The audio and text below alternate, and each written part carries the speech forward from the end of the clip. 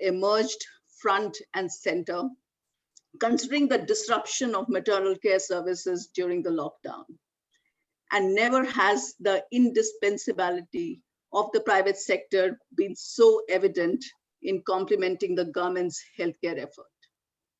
This is where the role of professional societies like FOGSI is so critical. That through a range of initiatives, as well as through Manyata, FOGSI was able to and is ensuring that women have access.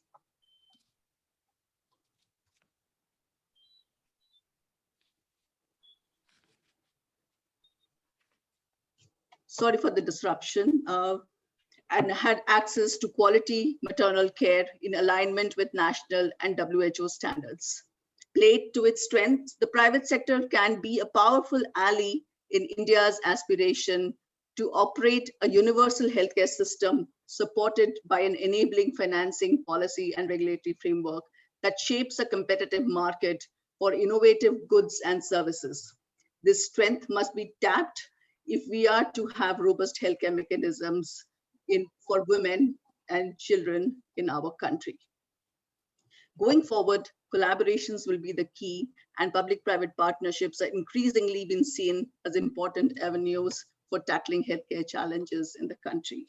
And with that, I welcome you all to a wonderful deliberation today. For the first time, we'll be sharing some evidence that has come out of all the Manyata, work that has happened thus far, and this is going to be the most exciting part of today's, technical session, which is session 2. But for this session, I welcome you all to kind of just enjoy, and share whatever you have learned, as well as support each other in this wonderful journey. I also welcome all the development partners, folks from other countries who have joined in, CEFOG, Dr. Naveen Rao, Dr. Marianne Etibet, our lead at Merck for Mothers, Dr. Rishikesh Pai, in particular, who has been leading this Manyata effort and is supported to get it to the point it is today. Thank you.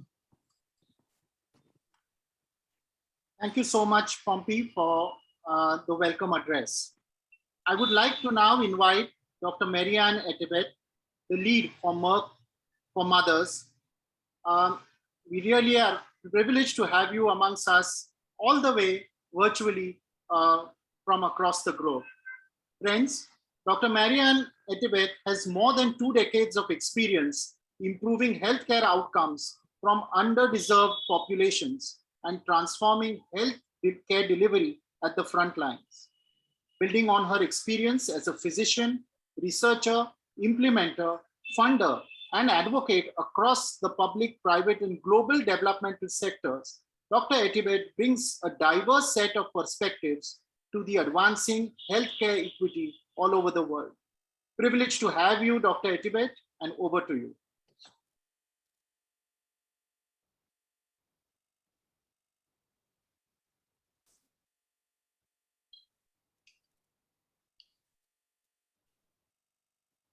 Dr. Marianne, if you could unmute yourself.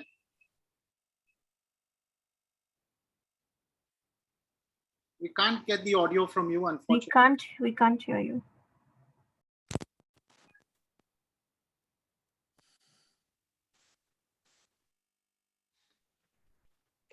Can you hear me now? Yes, loud and clear. Great. I was saying thank you, Dr. Maya, and thank you, Pompey, for the invitation. It is indeed an honor to be here with all of you today. And Dr. Shanta Kumari and the FOGSI leadership, again, thank you for welcoming me to this session. If not for your tireless leadership, your commitment, the hard work, the creativity, the inspiration, the dedication, the empathy, the friendship, I could go on and on and on about the FOGSI leadership and the FOGSI, I call the army, of doctors and professionals that are just dedicated to improving maternal health and helping to end preventable maternal deaths.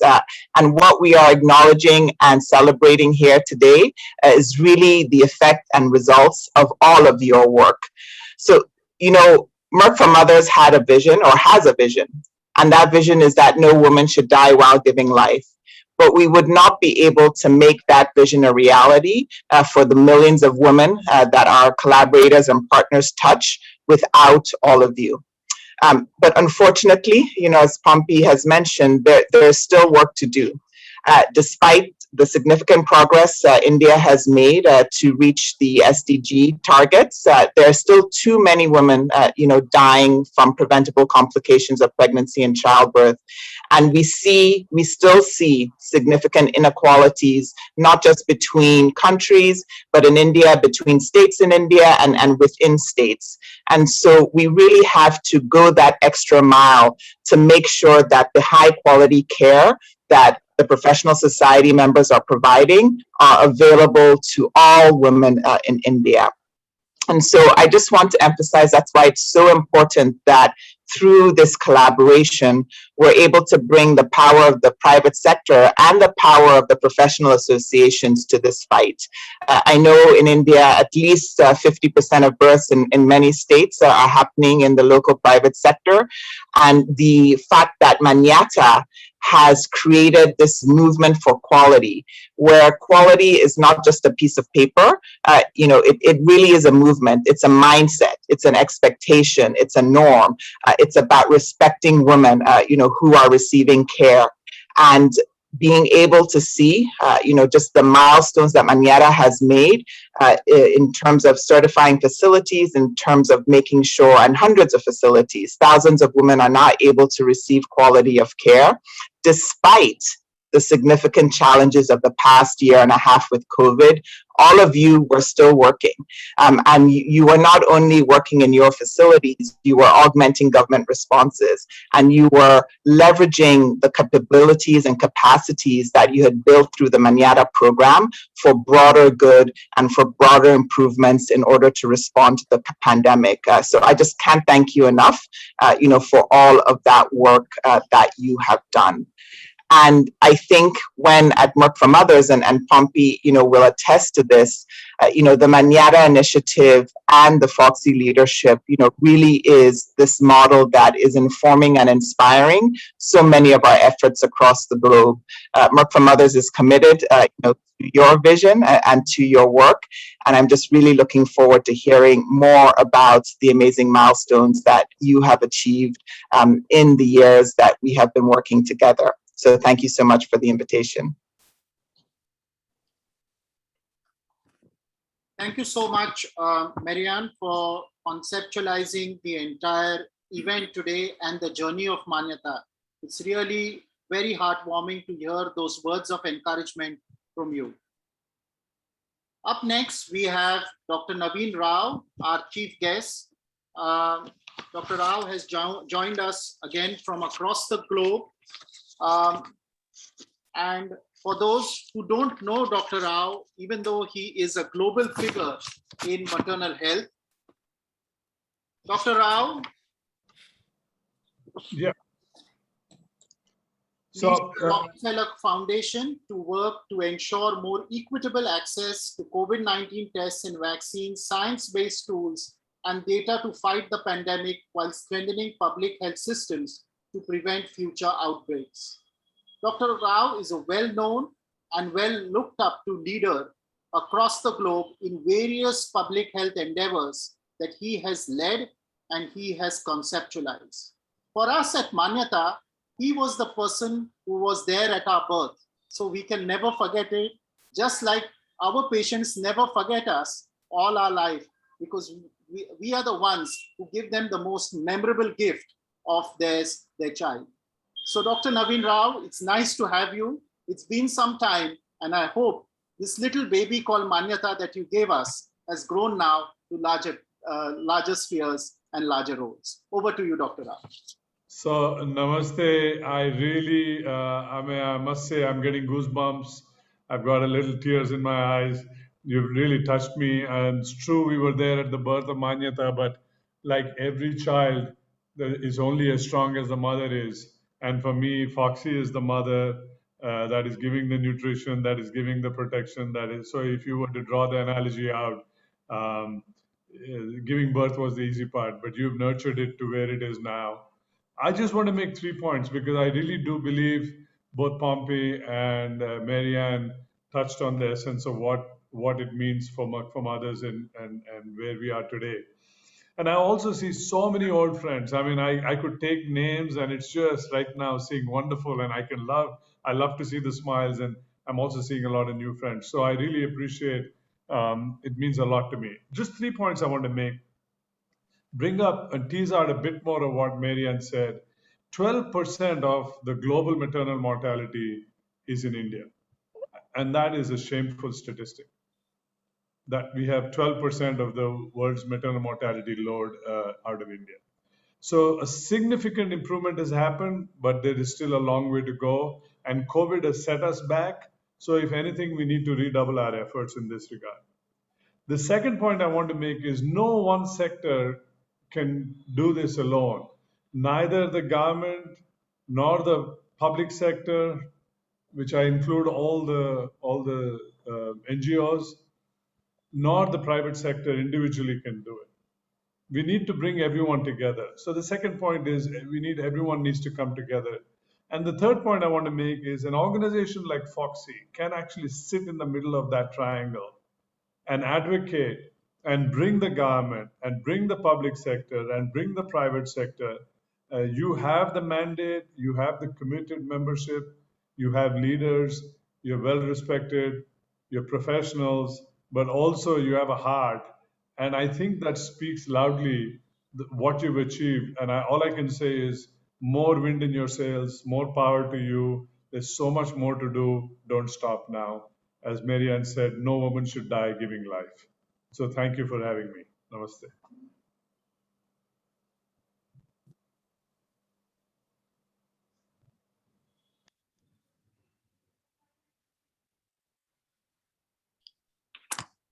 Thank you, Dr. Rao, for those inspiring, enlightening, and highly appreciative words for Manyata. It just makes our resolve and our passion even more in this journey.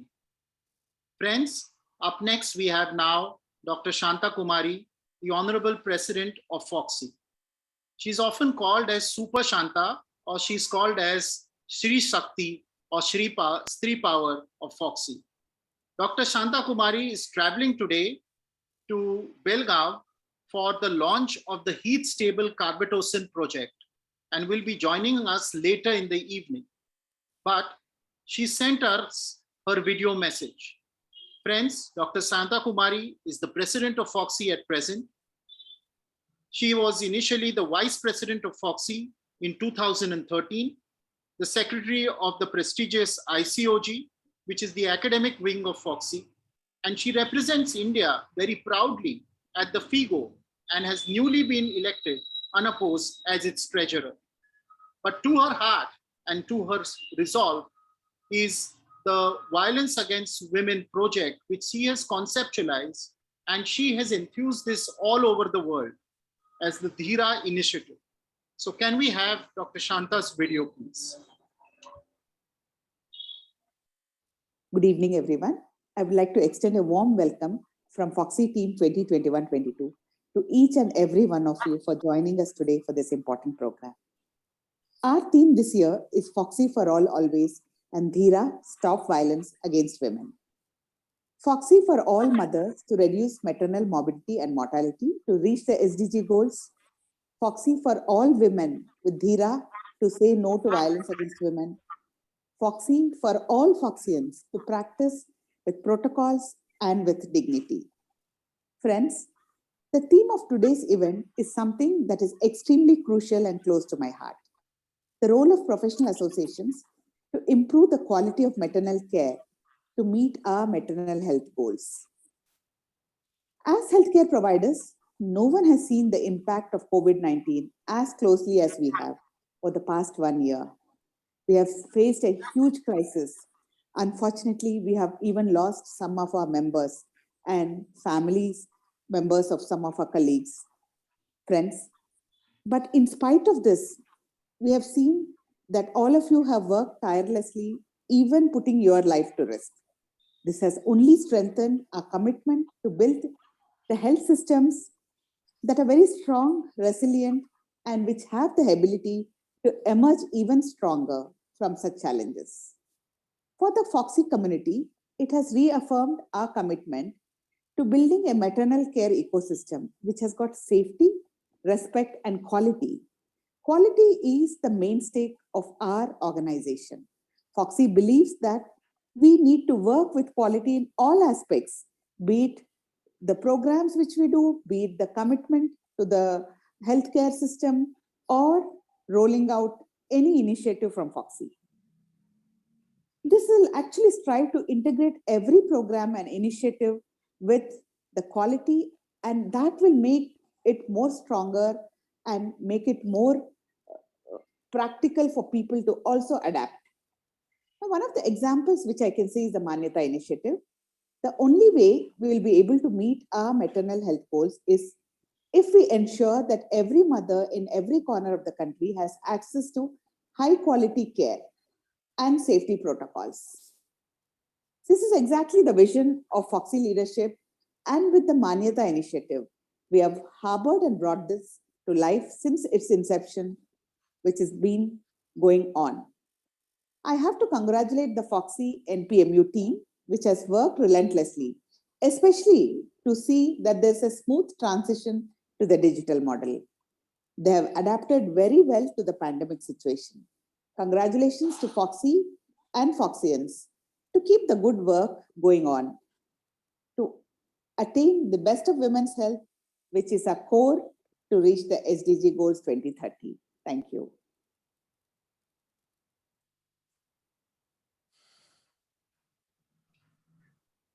Thank you, Dr. Shanta Kumari. Your vision for FOGSI and for Manyata in particular is truly inspiring, and we look forward to achieving greater laurels under your leadership. Friends, let me now introduce you to our chief guest for the event, Dr. Sanjay Gupte, past president of FOGSI in 2010, and a long-standing champion or a champion of champions of the Manyata initiative. Sir has also been the key Lakshya Manyata technical advisor, and with a clinical practice spanning more than 3.5-4 decades, he has been identified and conferred as a senior icon of FOGSI, a penultimate idol by most of us by practitioners in OBGYN. He has been always dogmatic about the standards of clinical practice within the framework of ethics. Sir acquired a degree in legal science and is now a well-known national consultant in medico-legal issues in medical practice. It is my pleasure to welcome you, sir, this evening, and I request you to address all of us. Thank you so much, Amay, for this very kind introduction. Good evening, everyone. I'm really honored and very happy to be here for this prestigious event as a chief guest. This has indeed been a challenging year to all of us, but I'm proud that through the efforts of the organizations like our own FOGSI and Merck for Mothers, the quality maternal care for the women is not at all abated. In fact, it is galloping forward. It's so wonderful to see the leaders of the Manyata movement, which is really a proud achievement of our federation. Dr. Rushikesh Pai as the administrator, Dr. Hema Divakar, who has immensely worked for this, Pompey Sridhar, Amey, and everybody else, it's great to see. And I was especially happy to see Dr. Naveen, here on this program, because Naveen, you will remember, and it was really nostalgic to remember that we had a discussion in 2010 when the Manyata was not there, but we are working out the ideas how we can do something for standardization of women's care in India.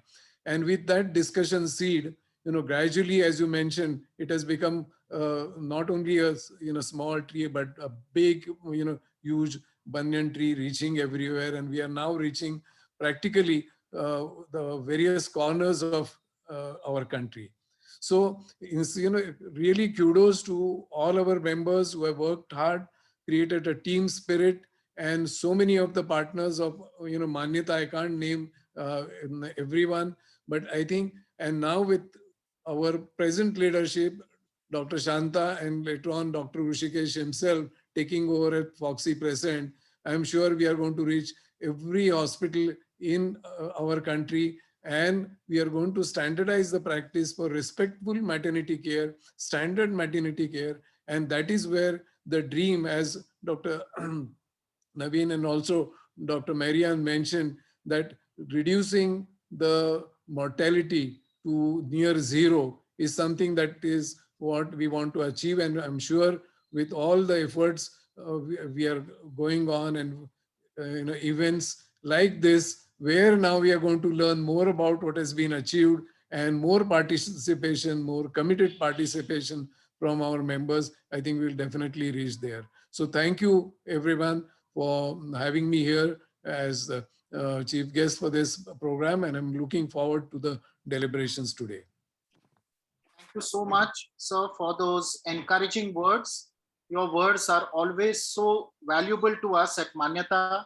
Please ensure that we are on the right path with your words and inputs, which are there with us always in every new project and every new endeavor that we conceptualize and then implement at Manyata. Thank you, Ame. Next, I would like to invite our second guest of honor, Dr. Hema Divakar. It's strange and ironic for me to call her a guest today because this is her own program. Dr. Hema Divakar is the national convener of Manyata. She has been the past president of FOGSI in 2013 and is a leading medical professional with a dedicated vision to improve healthcare services ecosystem for the welfare of women.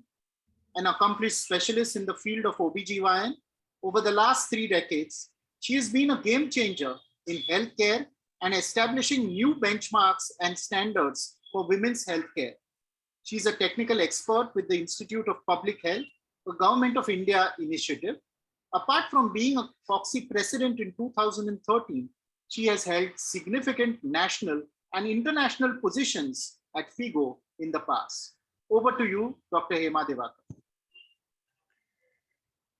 Beloved FOGSI President, Dr. Shanta Kumari, Secretary General, Madhuri Patel, Sanjay, Rishi, beloved friends, colleagues, global partners, donors, the large FOGSI family in the largest of the houses, the FOGSI house. Yes, Ameya, the guest of honor.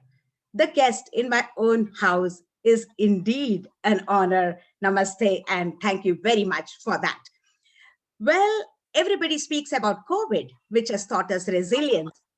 But dear friends, champions, leaders, you will know that Manyata is one such flagship initiative of our professional organizations, which has taught us resilience way back from 2013 when we signed up for this initiative. Udiksha and team from Weber Shandwick put out a beautiful speaking points for Hema Divakar, but will Dr. Hema Divakar follow that? No, she'll follow her heart, because the script left aside, seeing Naveen, yes, as Sanjay said, the nostalgia. It was the Four Seasons Hotel, 2013, or a little before that even, when 4-5 of us, Naveenji, Pompey, myself, Rishi, and Jaideep Tang. Is it the role of professional organizations to take up this massive initiative, and that too in the private sector, intruding on their practice and their privacy and confidentiality? Yes, we all being intellectuals agreed to disagree, debated a lot, and then there was something that I said to Naveen, which probably caught his attention.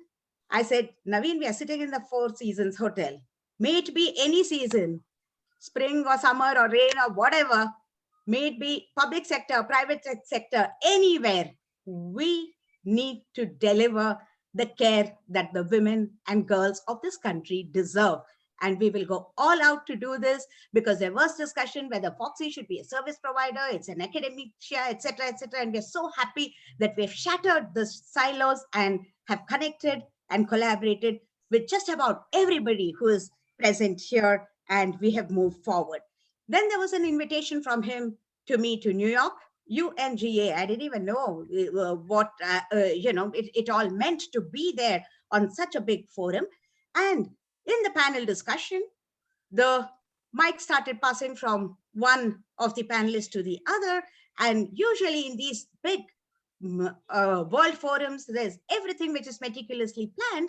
But as my luck would have it, when the mic came to me, the mic switched off. And I suddenly got up from my seat and said, women have to stand up for themselves and be loud and clear to tell what they want.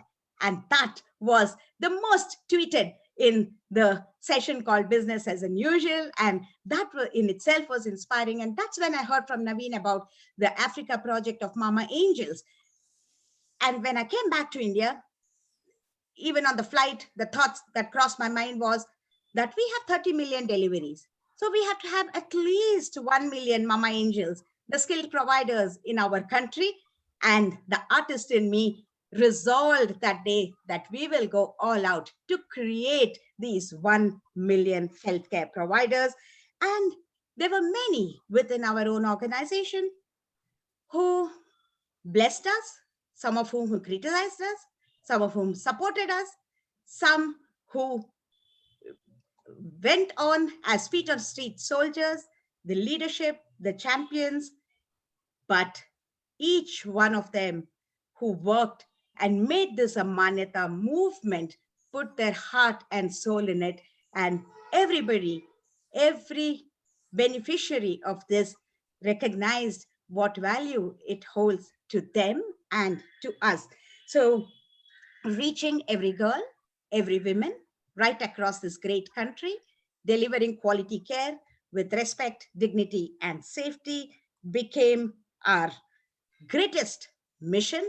And I'm so proud of everyone who's associated with us, who speak with one voice, one mission, and we are all here together in it. And we believe that together we can make this happen. Thank you very, very much for making me a part of this great movement in Continuum, because beyond leadership positions, ladies and gentlemen, it's the action that matters, and FOGSI remains and will be full of actions, as how spoken by the global leaders, that we have begun the journey, but we have a long way to go.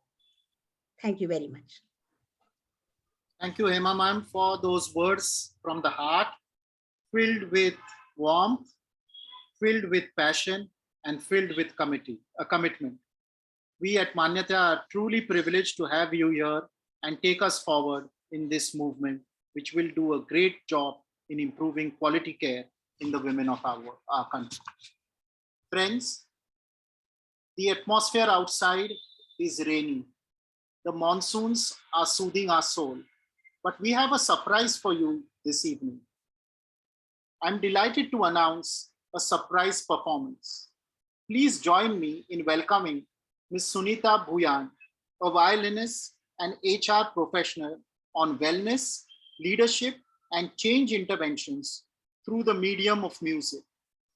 She is the first violinist in India to play Assamese folk on the classical instrument, the violin, and fuse it with Scottish, Irish, and world folk. So friends, enjoy the music. Let it soothe your soul. Over to you, Sunita.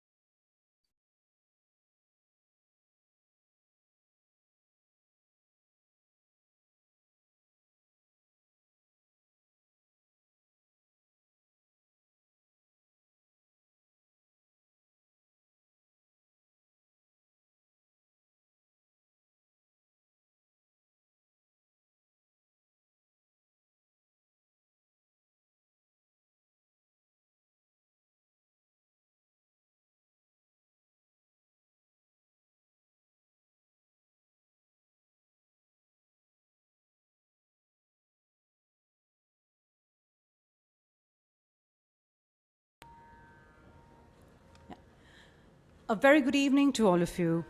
Thank you to the entire Manyata team for the warm introduction.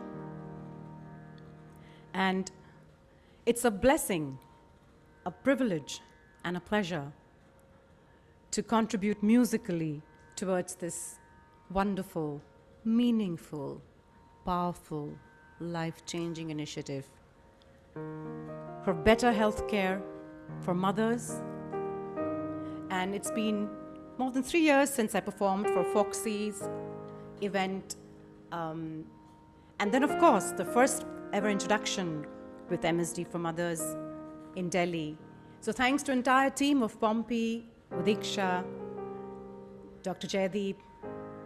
And like Hema ji just said, if there's no one to walk with you, especially for women, we've got to stand up on our own. Jodi tor dak shune kyo nai ashi, tobe ekla chalo re is what to go said. Would like to start this evening with a tribute to our country, our motherland, a tribute to all mothers, a tribute to all the COVID warriors during this entire period of the pandemic. Vande Mataram.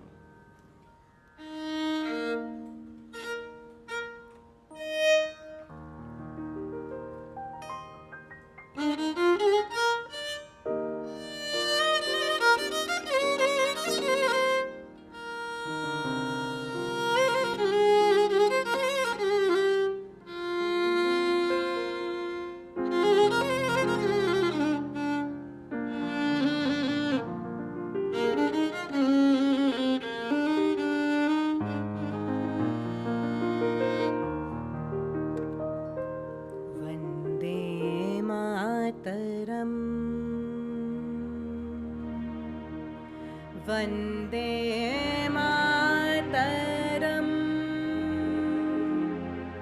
Pani sa re ni dha pa da ma ga re ga ni sa.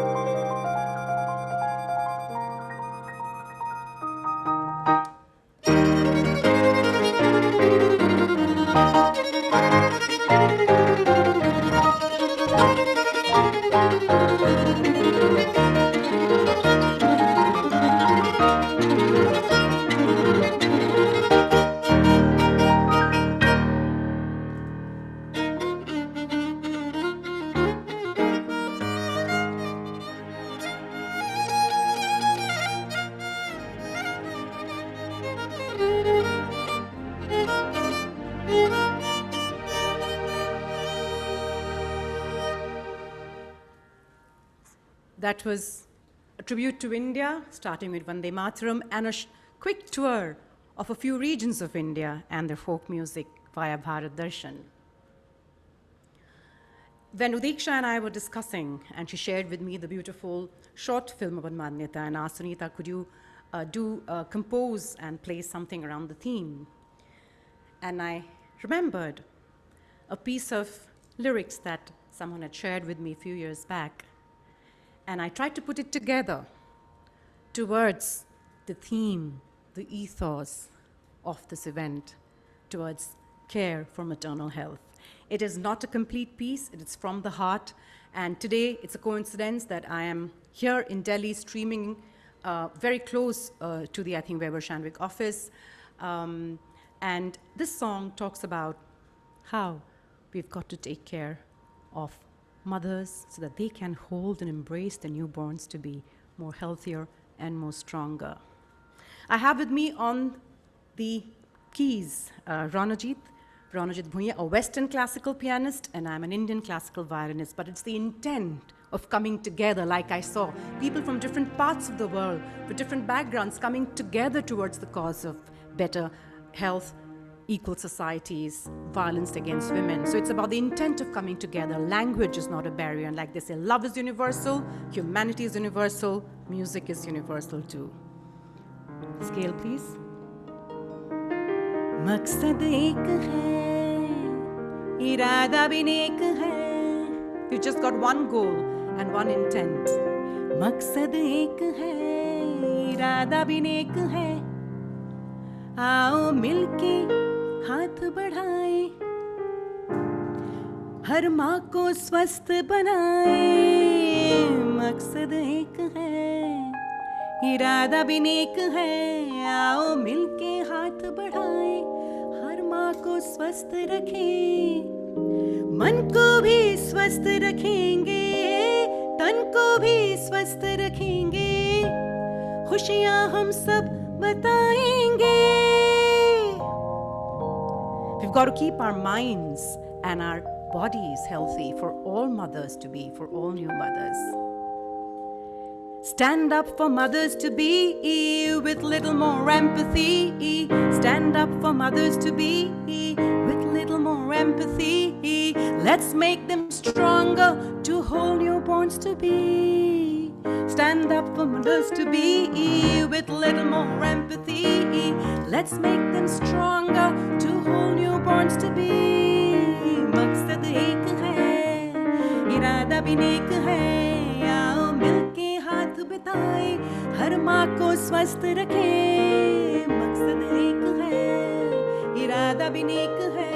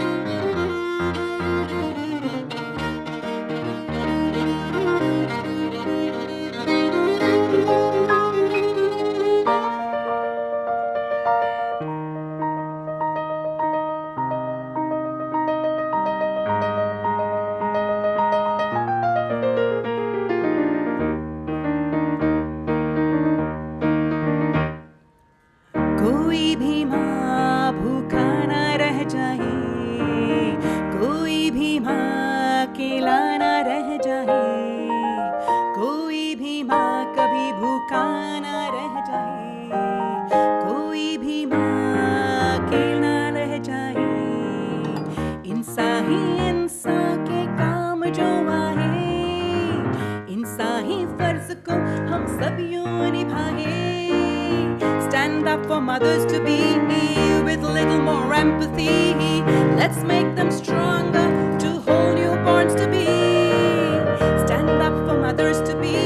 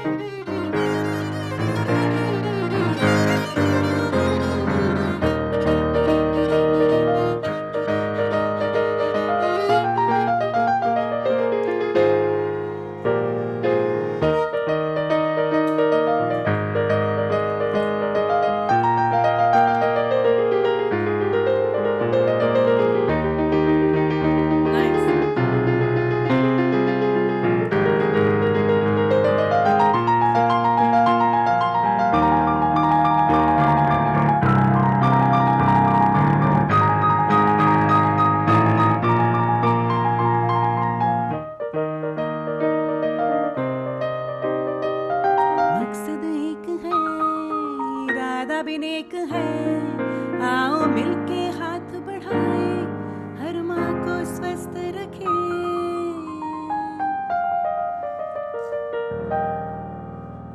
So that's my son, Ranajit. So it is a moment to be playing with my son, being a mother, and for this special program for mothers. And like Tagore said, when there's no one to walk with you, you've got to walk alone.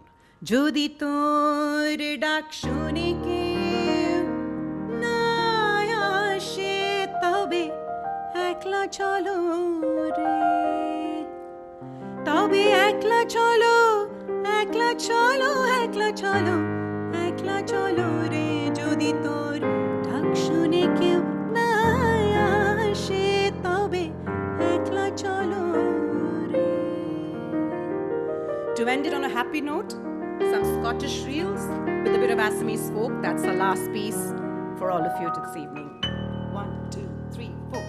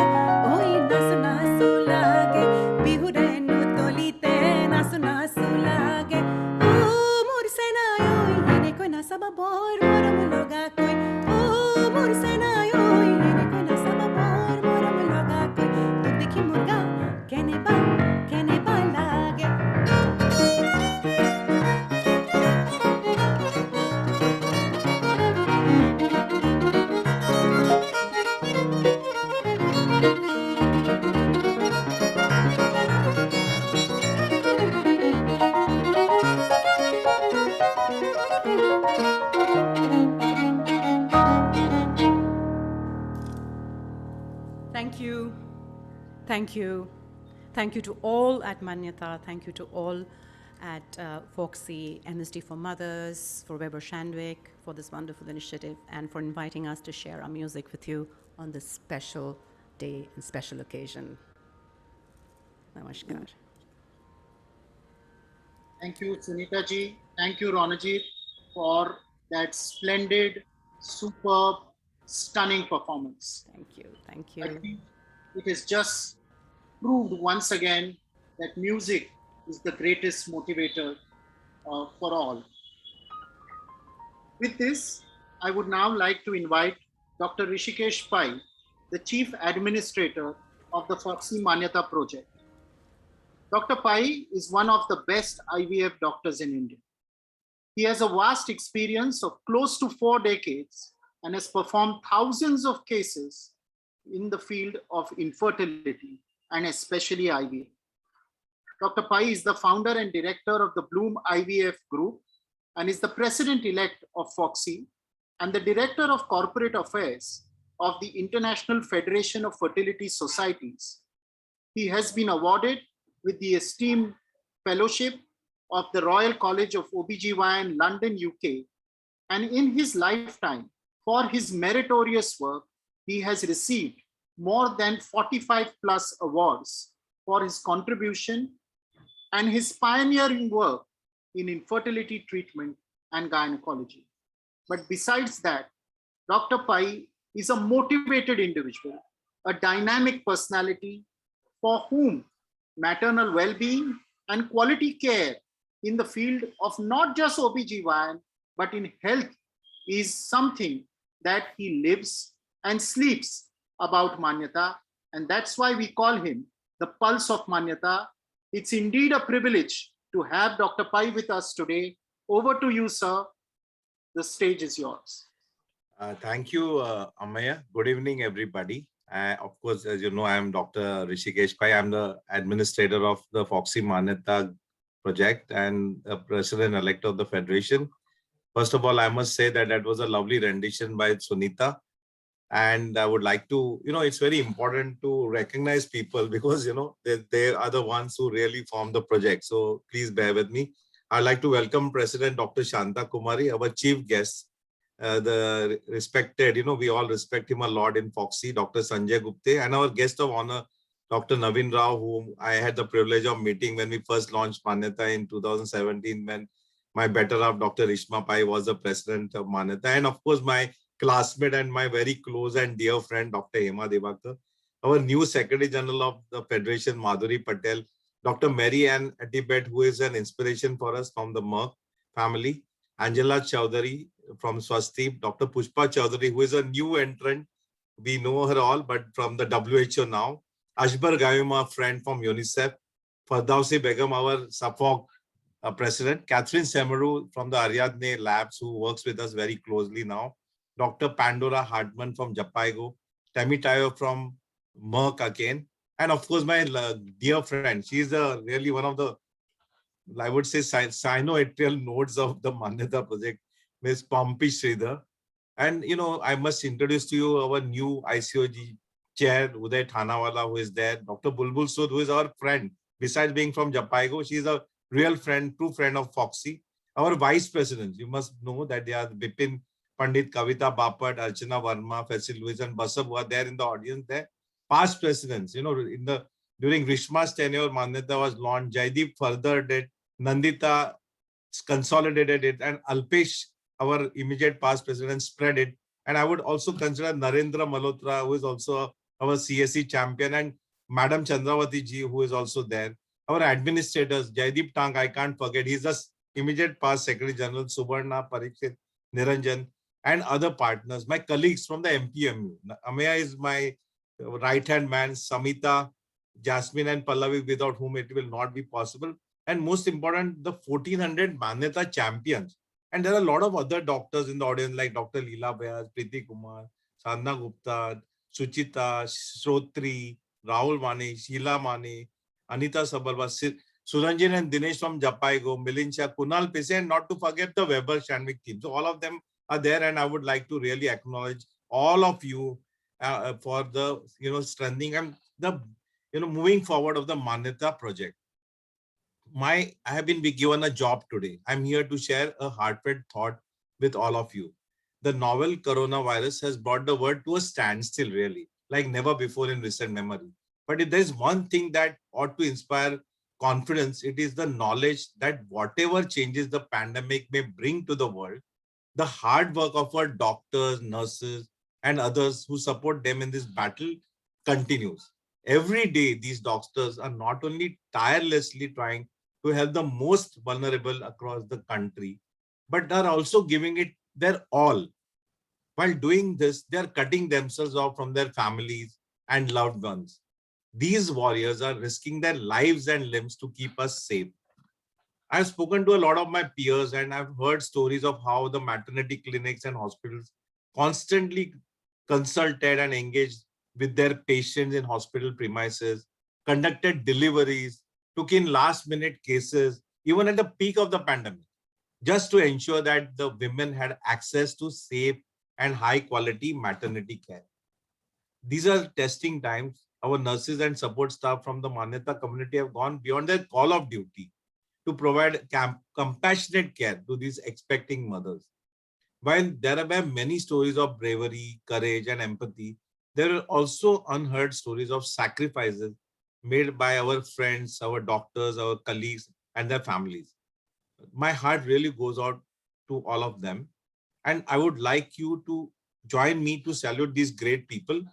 Therefore, let us come together to remember the supreme sacrifice and dedication of these silent warriors in the wake of continued crisis.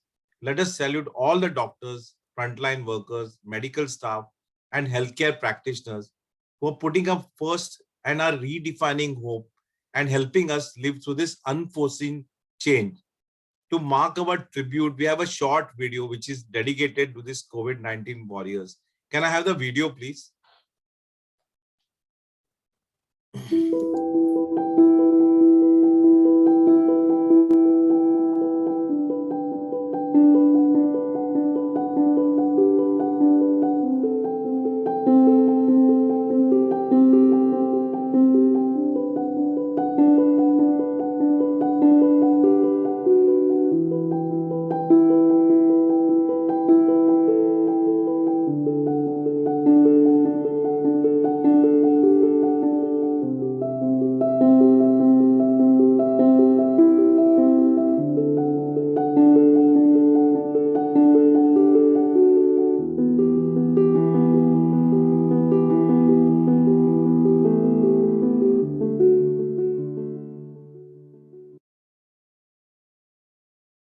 Let's maintain some silence for a minute.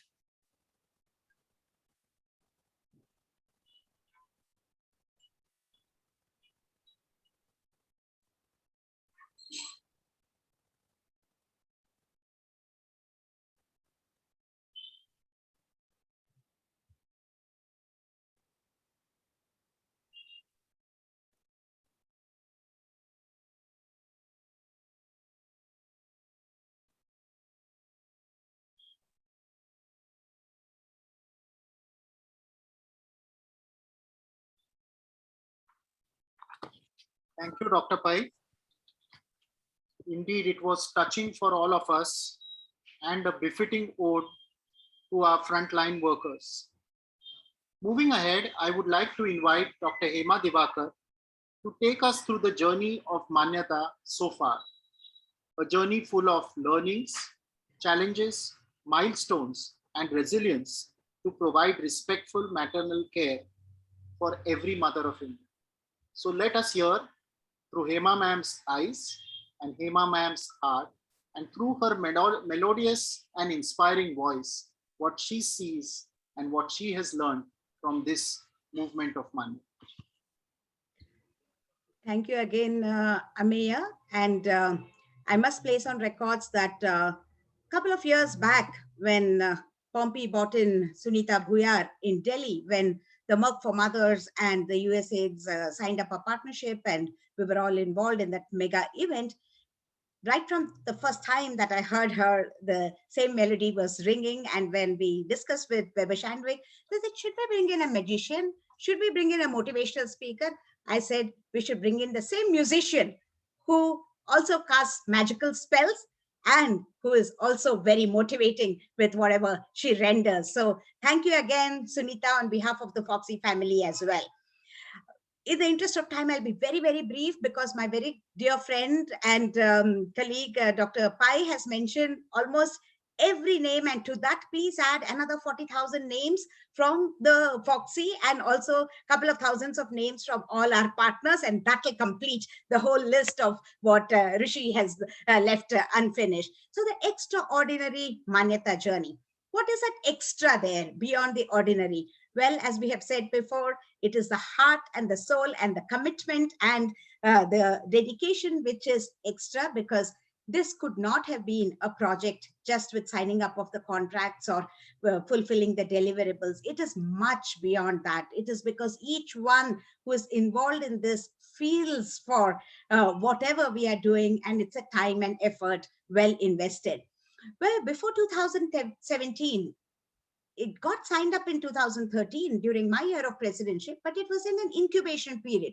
That was when, like toddlers, we were, and Japaigo handheld us and took us far further into the areas of Jharkhand and UP where this project started. And we were trying to come to terms with what are we exactly trying to do? How can we move forward from there? And what can we achieve? And it was in 2017 that Dr. Reshma Pai, when she took over as the president, it was the first time that it got into an elevated platform, because by then we were ready to showcase to the world about what we have set out to do. And we really thank all the leadership that you see here in this picture. Following Reshma, it was Jaydeep, then Nandita, then all the way through. And of course, the one man who is standing in support for all of these is the Rockefeller, Naveen Rao, whom you can see also in this picture. And in the background, the two other gentlemen, which you can faintly see, is Dr. Tank and Dr. Pai. So there was huge support all the way. And it was a resolve that no mother should die while giving life. It was one of the rare occasions where I choked in a public speech, because it really, was something that I couldn't help, when the entire audience, whom you see here, Bulbulji, Pompey, again, Marianne, everybody there stood up and pledged that no mother should die while giving life. And ladies and gentlemen, though the title is Looking Back, Moving Forward, I can say we have never looked back ever since, and we are only moving forward with a firm resolve that we will give the girls and women of this great country, and thereby the nation, because we believe that women's health is nation's wealth, and we will do our bit to give them the care that they deserve in doing a responsibility, their commitment to humanity, to mankind in procreation, because everybody knows pregnancy is a risky journey, and that risk is taken by the women. As we evolved 2018, new geographies started getting added, starting with Jharkhand and UP, as I said. 2017, we expanded to Maharashtra, which moved ahead with a very strong and a great force, escalating the numbers and making us feel very encouraged with leaders like Sanjay and others that yes, we will be able to move ahead. And Utkarsh Bond, which was signed up in the belt of Rajasthan with other development partners like PSI and HLF PPT, more than 440 centers signed up both for Manyata and NABH. And that was again another huge spike in the Manyata settings, if you may call. Then it came that connect and collaborate has been our philosophy, because as I said before, no matter public or private, we have to just about reach everybody. And you will see here the collaboration with first of the state governments, because for us, a woman who deserves care, no matter where she goes, she should get the minimum that she deserves. And you would see the politicians who are involved in signing up for this impactful collaboration. You will see the logo in the center. It is now Manyata and Laksh, which are joined together to deliver the quality standards to the state of Maharashtra. You'll see Dr. Rishikesh Pai there wanting to step into the post of the president very soon. And he's wondering, all the states in India should be covered, and how can I make that happen? And I'm sure with his resolve and mega ideas, he will make this happen, because it is a beautiful public-private partnership that will take us ahead. Can we? All these questions were put to rest. You'll see Preeti, Meera, Nivedita, and the rest of the gang, as I call it, from the belt of Uttar Pradesh under the blessings of Chandravati man, that we are so happy doing what we're doing, and thousands of centers. And that time it was feet on street, every nook and corner they went, because they were the first set of people who trusted that yes, we can make a difference and we will do whatever it takes. And they did more than to our expectations. Because this was a FOGSI program, everybody else in FOGSI started saying, why only Maharashtra, Jharkhand, UP and Rajasthan? What about Karnataka? What about Tamil Nadu? What about Bihar? And Punjab and Haryana and Assam and Manipur? Well, where there is a will, there is a way. And through the digital platform, we reached everywhere. And the personal thanks to the first set of champions, both in Karnataka and Tamil Nadu, because these are non-funded geographies. And we said that with whatever we can, however we can, let's embark, because vitamin M, the money is not the only thing, and we can evolve our own methodologies to make it happen. And Jyoti and Vidyatopi from Karnataka, Jayam, Sampath and Charmila in the forefront in Tamil Nadu just moved ahead fearlessly and forcefully into every nook and corner into the south of India. Then we said that we have to enhance, because just look at the scale what we want to reach. Yes, 1,000 plus looks like a great number, but there are another 5,000, another 10,000, another 50,000 waiting out there. So Center for Skill Enhancement, and heartfelt thanks to the center in Bengaluru, which is out of our own hospital, Asian Research and Training Institute for Skill Transfer, Narendra and Jaideep, who are always passionate about the dissemination of knowledge and skills, from the Rainbow Hospital, Agra, Chandravati ji and Preeti from Krishna Medical Center, Uday Thanawala, Rahul Wani, and Sucheta Kinjewadkar. They evolved another out-of-the-box model, the society-led model from the Navi Mumbai OBGYN Society, and they have moved far ahead. We said at the beginning, to win, we must begin. So let's try it out, no harm. And if this society model can be taken up by a couple of other societies in the country, it will be a great way forward. Fortis La Femi, as I told you, right from a trust hospital to a corporate hospital, the whole spectrum is covered by Manyata, and thanks to Rishi for motivating them to get on as a skill center for the Manyata training. The Omega Hospital from Chaitanya Shembekar's place and Jeevan Jyoti from Sadhna Gupta will be the new players, but everybody is willing to do and willing to move forward. And as I said, no looking back. Then the COVID struck, but even before that, as I said, I had a crazy idea of skilling 1 million healthcare providers, and how can I do it sitting in a corner of south of India in Bengaluru. Then I recalled that EMOC program by FOGSI and Japaigo. Everybody in this entire country would go to CMC Vellore for their master training. And there was no direct to flight access and nothing available, but that was the best center. And they said that we can't compromise on that. That will be the only center for master training for years on end. Everybody reached there and got what they wanted. But now it's the digital era, and we thought we would think out of the box. And even 3 years ahead of the COVID pandemic striking, we started experimenting with the digital model. And then I must thank the COVID-19 infection, which changed the mindset of just about everybody to get onto this. And we escalated the programs into more number of states and the geographies, and the digital assessment also started happening. And thanks to Samita and her team from NPMU, which has done more than a record number of 500 plus digital assessment with our leaders. Well then, moving forward, the two lovely ladies that you see on this picture have opened up our minds to many more things and have broken the silos.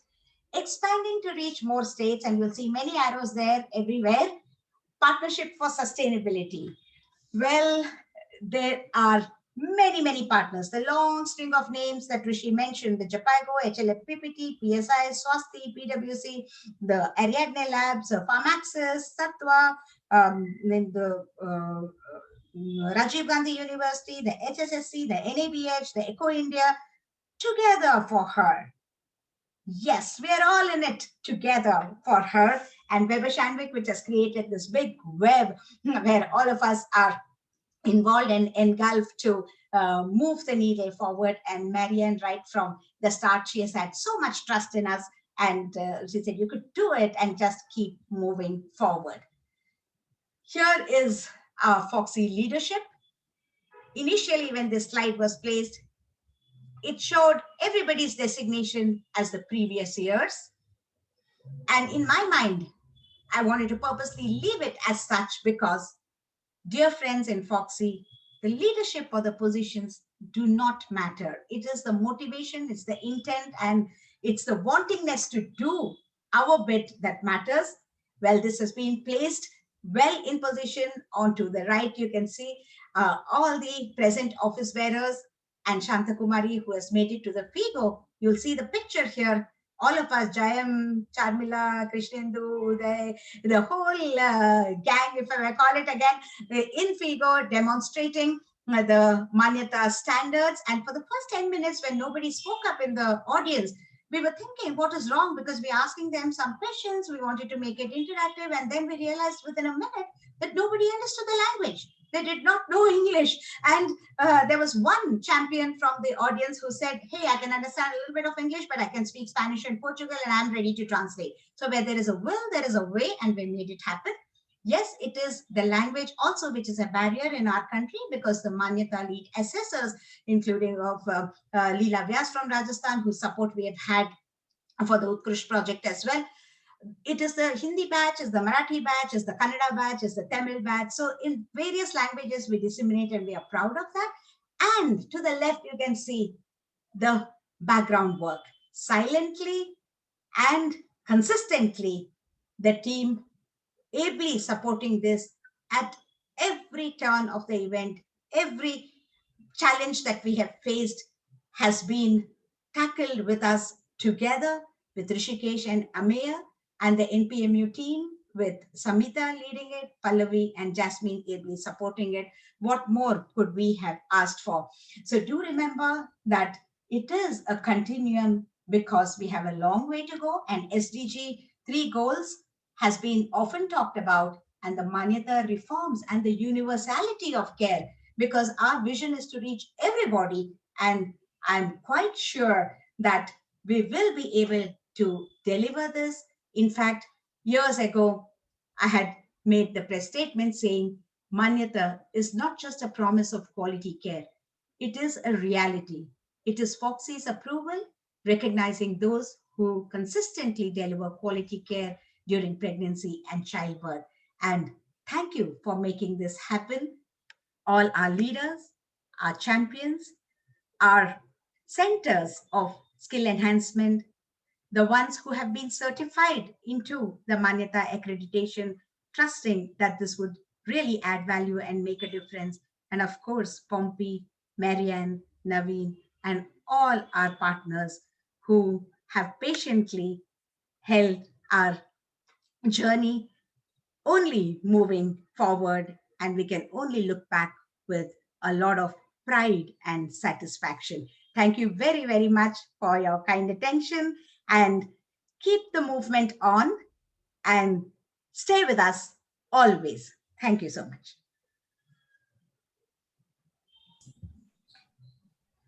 Thank you, Hema ma'am, for that insightful journey into the evolution and the further progress of Manyata.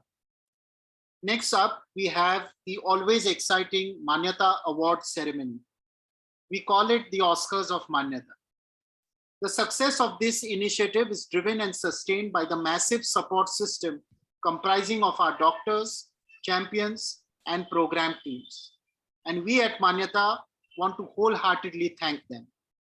So please may I invite Dr. Sanjay Gupte and Dr. Hema Divakar to recognize and felicitate the champions of change, as we call them, as we cheer them and congratulate them on their dedicated efforts.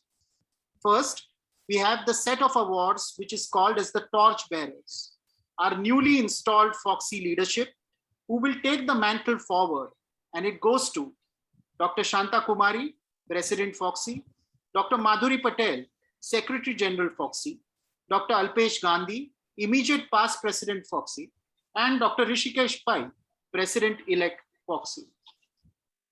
Next,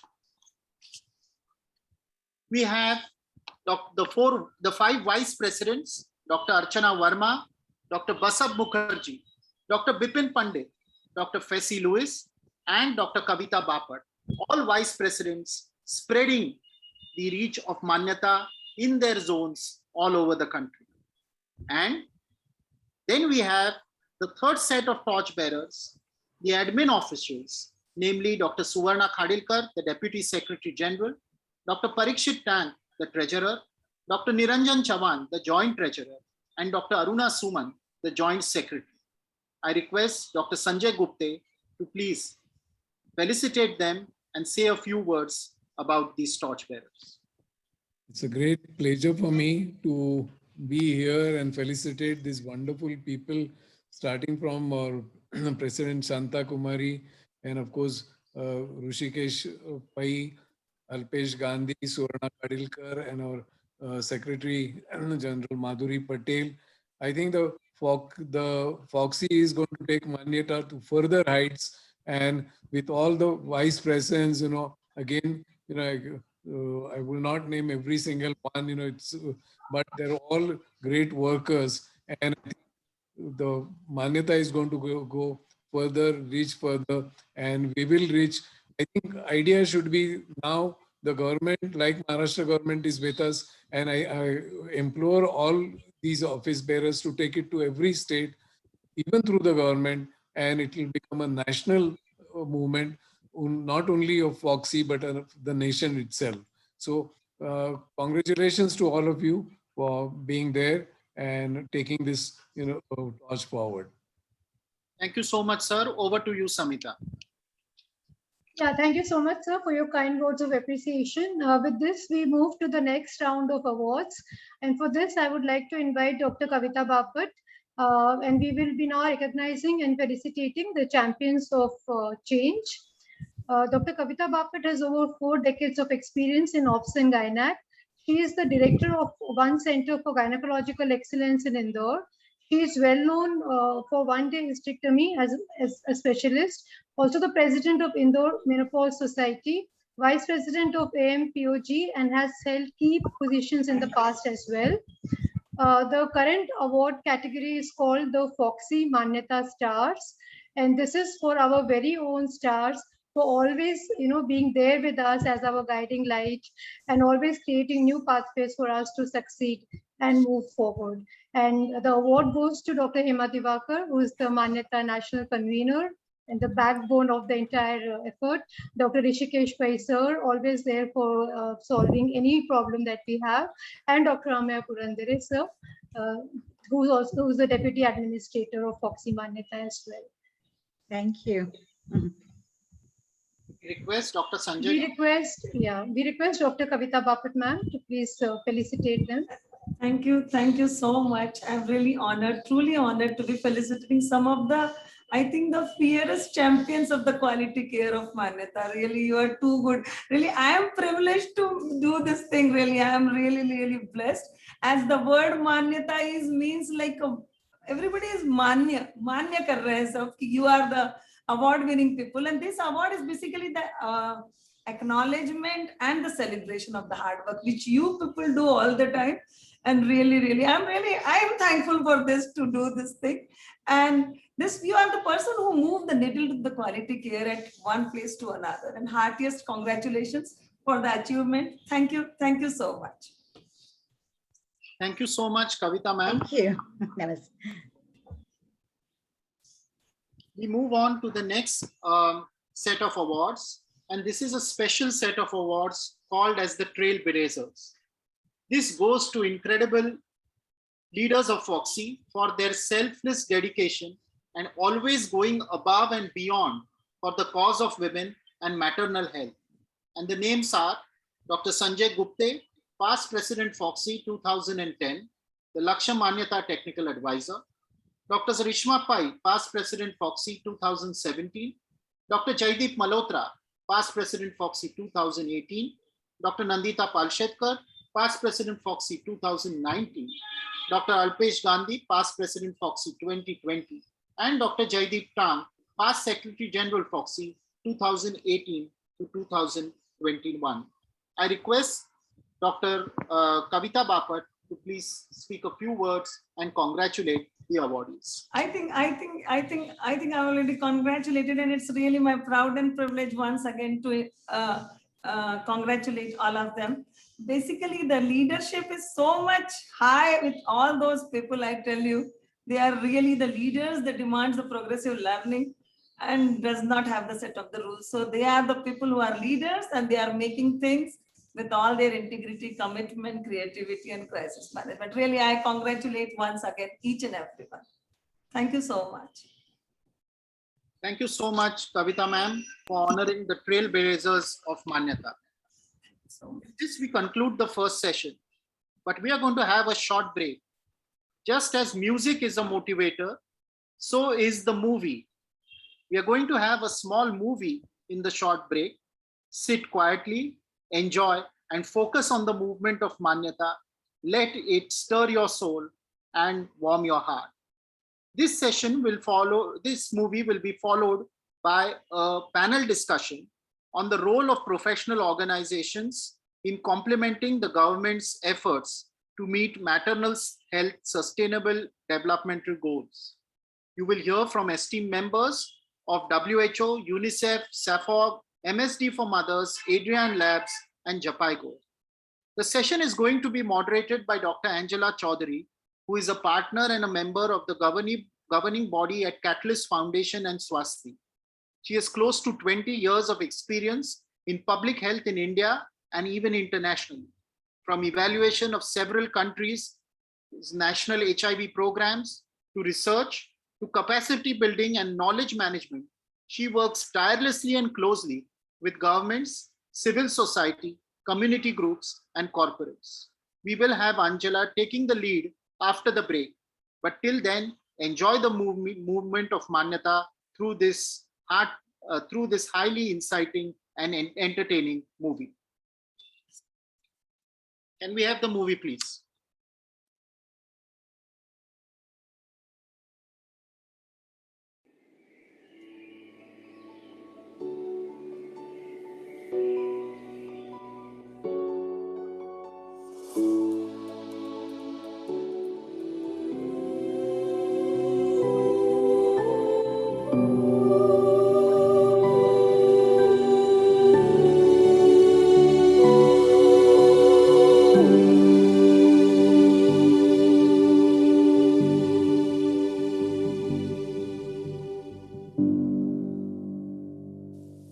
I was really scared.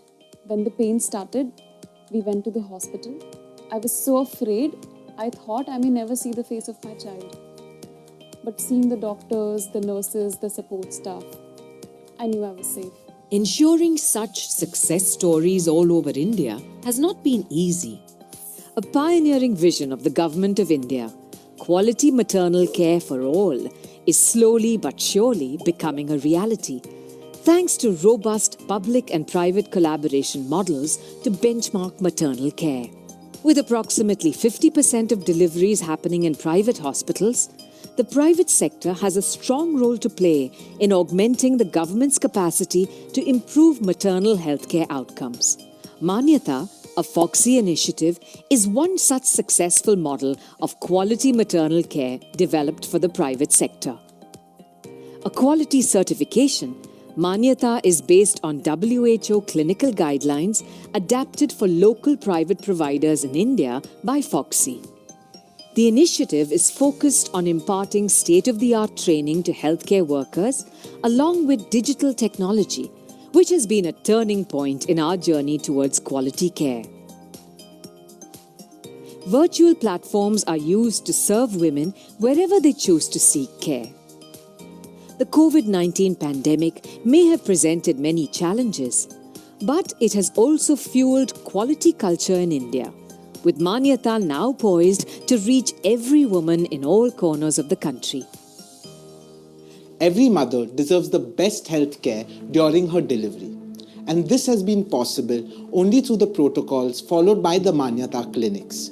This has ensured that the mothers receive the best health care and the best safety protocols during their delivery. The world's largest universal health coverage scheme, Ayushman Bharat, and insurance schemes are important developments that ensure every woman has access to quality care when she needs it without any financial hardships. Accessibility, affordability, and quality are important to ensure every woman receives quality maternal care, propelled by technology as a key driver for scale. From empowering frontline healthcare staff with the right modules to ensure continuous learning, and educating consumers on the importance of women's health through AI-based chatbot solutions, the potential through digitalization is immense. Sustaining this momentum is critical and can be achieved through public-private collaboration that invests in strengthening delivery models. Government of India's focus on quality maternal care is the much-needed aspect of a healthcare system, where every mother should be able to receive quality-driven maternal care, is not a distant dream. Celebrating all the women, the immense progress made by the Government of India, the enduring collaborations and the private sector for raising the bar in maternal care. Thank you for the continuous commitment. Everyone involved, every task, however small or big, deserves a pat on the back. The winds of change are blowing and reaching out to every mother with one singular promise: make India a safer place for women to give birth. By augmenting the private sector and aligning with the government's priorities, MSD for Mothers is inventing for life, inventing for mothers, and ensuring equitable quality care is accessible to every woman in India.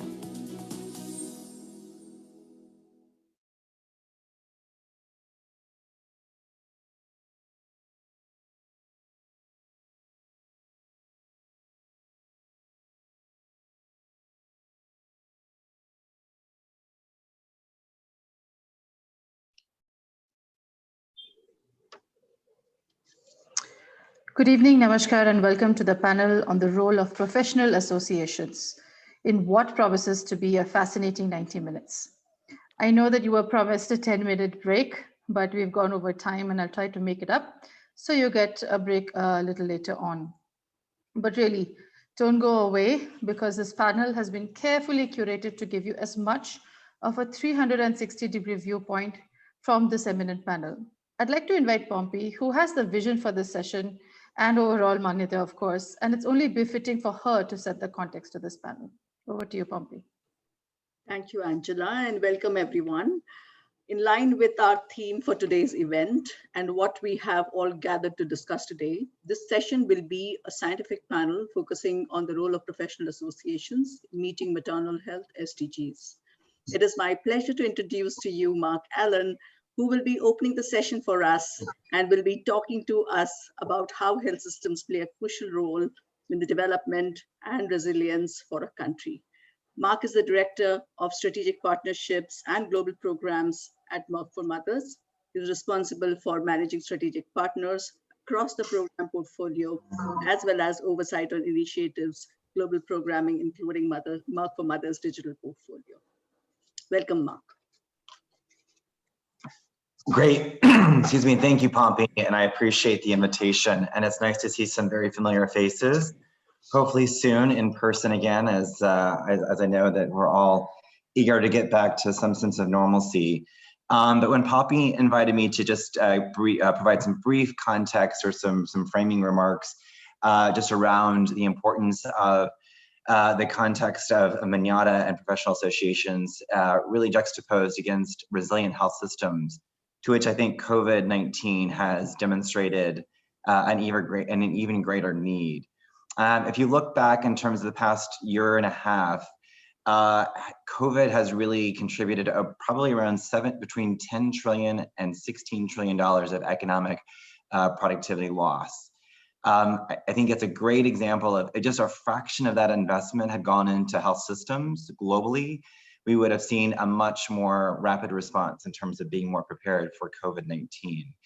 And I think it's indicative of the fact that we have underinvested in our health systems. And I think it's also indicative that we've also lost trust in some of the health institutions. And I think that's why it's really important to have professional associations like FOGSI that have established that credibility and that trust, both within payers, patients, and fellow providers. In terms of getting back to normal and also establishing essential health services within the context of COVID-19, there is, again, as you guys have very clearly witnessed over the past 18 months, a loss of those essential services. And that has implications in terms of the overall health of pregnant women. We have a close partnership with the World Bank's Global Financing Facility, to which they have done an extensive global survey just in terms of the loss of those essential services. and the impact on maternal and child health.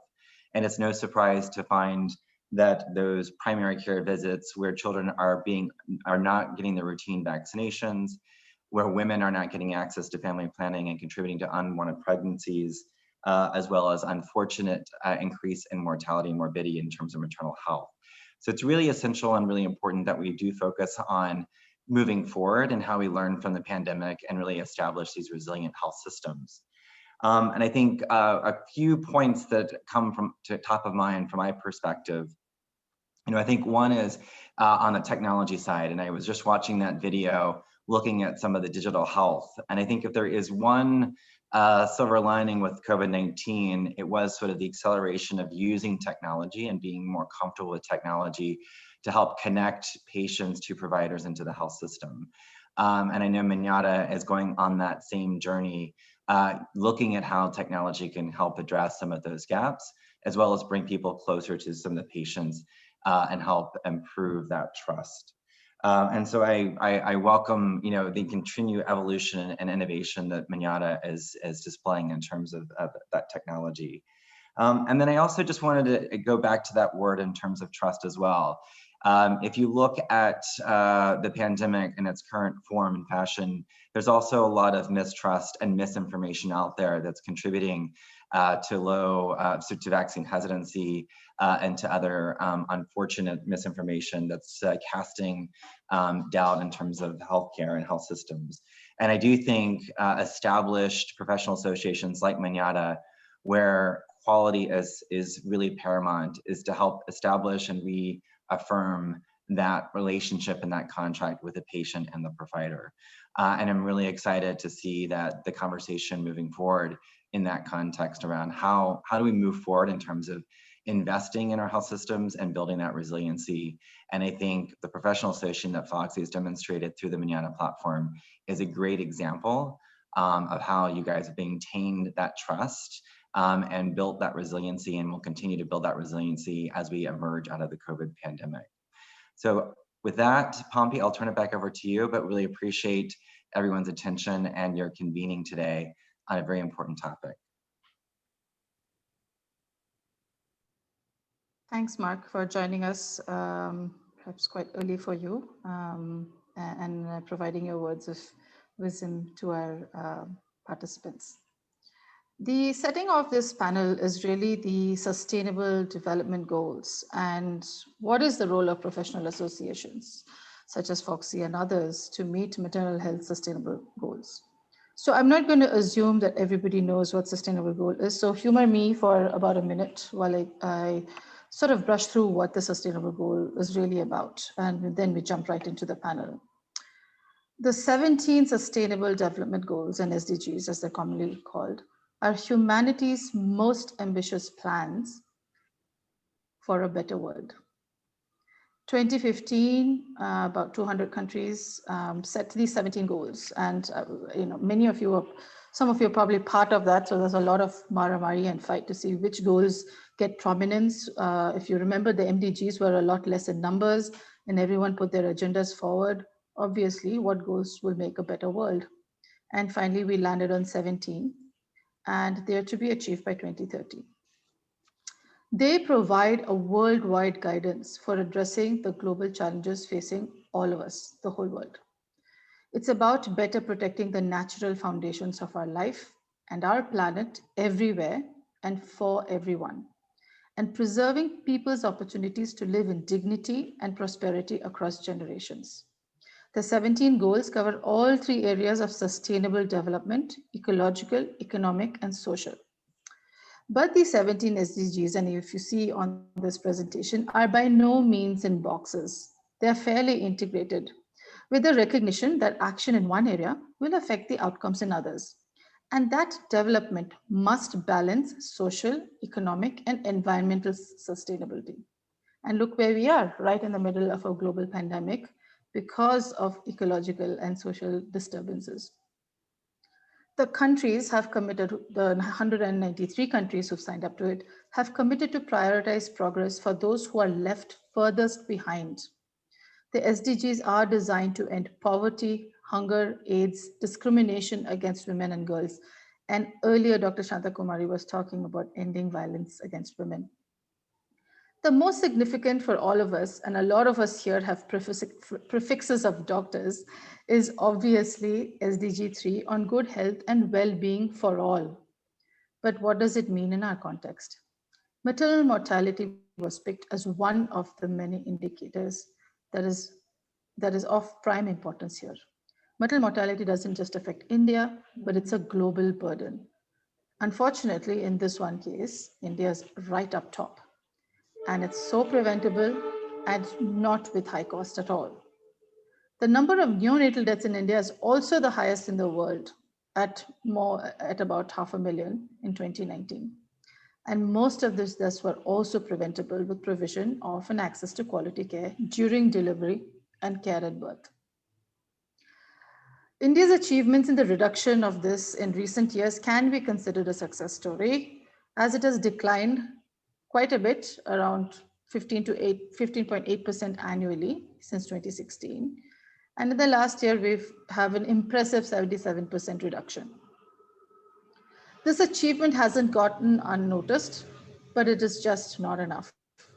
While some states like Kerala experience quite low levels of maternal mortality, which are comparable with some developed countries, a few states like Madhya Pradesh, Bihar, UP suffer very high mortality, comparable to some of the poorest countries in the world. So how can we make this progress uniform? Sorry, I have a train passing by.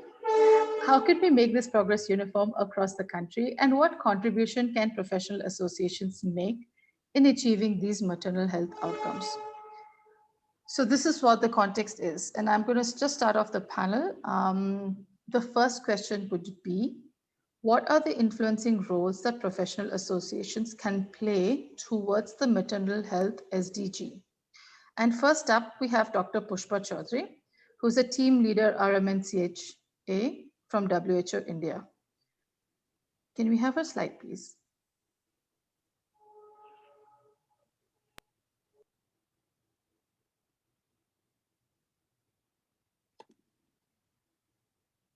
Dr. Pushpa, we have a slide introducing you. So in the interest of time, I will hand over the floor to you. Thank you. Thank you so much for inviting me in this gathering and sharing my thoughts. Warm greetings to all of you on behalf of WHO India. I've always been a very strong advocate of a professional organization for contributing to national commitments in my various roles throughout as provider, teacher, manager, and decision maker, and now from WHO platform. So Dr. Pushpa, what's your viewpoint on behalf of WHO, how professional associations can be strong advocacy agents?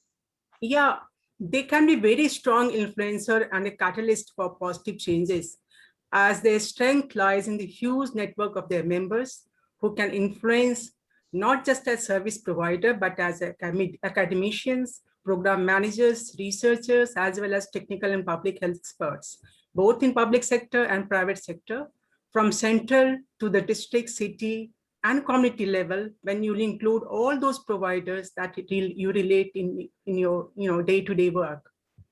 So they can advance key public health agendas such as maternal health by providing leadership in issues that relate to the well-being of the population at large, but specifically the health of the most vulnerable population, including women, children, and adolescents.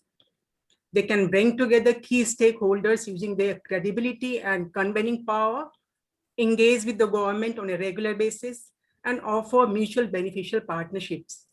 However, this requires a high level of leadership, governance, and ethics to be recognized and respected as a leading professional body of repute. Professional organizations should have a clearer overview of newer trends in their fields than government agencies, universities, and funding organizations. Being proactive, they can approach to the government counterparts and stakeholders with a clear advocacy plan to mobilize resources and seeking support. It's also important to make sure that advocacy is backed by science, evidence, and data. The current pandemic has the best example of how the policy response can and should be shaped by data and science For example, we saw how FOGSI was so proactive in advocacy for COVID-19 vaccine for pregnant women. Their contribution can be tremendous in generating locally relevant data through research studies, can conduct research in teaching institutions through various members working as senior faculty in these EPICS institutions. They can also bring experiences from the ground and other settings through memberships and bring these experiences to the decision makers, administrators. They have huge potential to leverage mass and print media for advocacy, bringing technical reports and data relevant to RMCH to public domain and influence public opinion on key issues through publications. As for example, they published their guideline for management of COVID in pregnant women before government came came with this guideline. So when it comes to reducing maternal mortality and improving maternal health, evidence-based interventions are well known and well incorporated in the essential service packages of the government sector. However, the effectiveness of these interventions is influenced by service coverage, equity, quality of care, and accountability of healthcare providers, institutions, and administrators. Service coverage and equity is largely in the domain of government and public health providers and is often a function of service availability. But recently we have seen the example of FOGSI's partnership with the government to support the public sector to ensure that all women are able to access specialist antenatal services through Pradhan Mantri Surakshit Matritva Abhiyan, contributing to both the coverage and equity aspects and a partnership that has potential to create much larger impact on the maternal mortality. Professional societies can also have a role in raising public awareness through educational and informational activities, and they should play a very visible role through various media channels and digital platforms. Every influential family is linked to one obstetrician invariably. You have used this channel very well for approaching celebrities in India. You can use the same strategy to liaise with parliamentarians, politicians, policymakers, decision makers to influence change, both as a smaller innovations locally and for bigger impact. Further, you can always support service coverage to those beyond your reach by task sharing and task shifting that WHO recommends very strongly for low resource setup. You can not only train these middle level providers, but also mentor and monitor them. The quality of care in the private sector also has a huge contribution to make, as almost 40% institutional births are taking place in private sector. However, this is where the accountability issues must be addressed, and they must work with its members to promote, encourage accreditation of their hospitals, clinical establishments, and meeting clinical standards in their services, as we have seen being undertaken through Manyata by FOGSI. Also, professional association can work towards bringing transparency on various issues such as pricing and bringing more private hospitals to report on their utilization and outcome data on patient care. This includes review audits of maternal deaths that takes place in the private sector. Finally, I feel that professional associations and societies are like, FOGSI, they can use this platform to aggregate the thoughts and ideas of all its members, nearly 40,000 providers, and provides them with a sense of belonging, a common voice, a common viewpoint, and agreed upon stance regarding specific issues of practice and policy. This also creates a model very unique to the profession that in turn results in certain expectations from the government, policymakers, and other stakeholders to join this common journey for better maternal health scenario. Thank you. Thank you, Dr. Pushpa. And it seems that you've also preempted my second question to you and answered them both. So thank you for a very comprehensive presentation. My next question is to Dr. Ashaber Gaim. Dr. Ashaber Gaim is a health specialist from UNICEF, speaks passionately about the role of professional associations and brings with him decades of experience from Africa. Do we have you here with us, Dr. Ashaber? Yes, I'm here. Oh, great. When we were talking earlier on the role of professional association, you brought about a very important point on how the professional association is neither private or public or UN or multilateral. In fact, it is all of them within the professional association context. He also mentioned a very important point about accountability. So my question to you is your insights on accountability for professional associations towards the SDGs. Thank you very much, and thank you for this opportunity to participate in this session. It's a pleasure and honor to address the august members of FOGSI. FOGSI is one of the main professional associations leading or supporting the Obstetrics and Gynecology Society, which all of us are proud of. And what is the shared accountability of FOGSI? I don't think I need to say much about it. FOGSI, for the last decades that it has been practicing, is already implementing those, and really has been a leadership. As you have heard in the presentation, India has registered a 70% reduction in maternal mortality, and that reduction has come about through the effort of the nurses, the midwives, and the obstetricians and gynecologists, and of course through other public health efforts also. So FOGSI has been part of that story.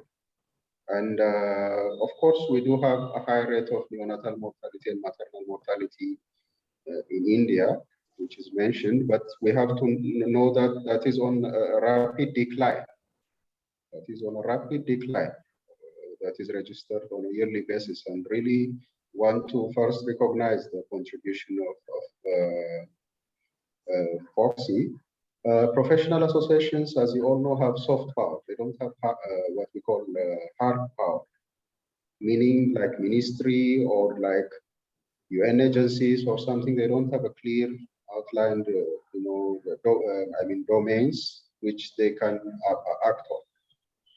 But in terms of soft power, they have huge influence. That influence comes from the nature of the professional associations, which is a voluntary membership. When I'm a member of my professional association, I go there voluntarily. So when the president of the professional association speaks to me, I hear him, I obey him, I follow him. That is a huge power, but that power requires recognition. For example,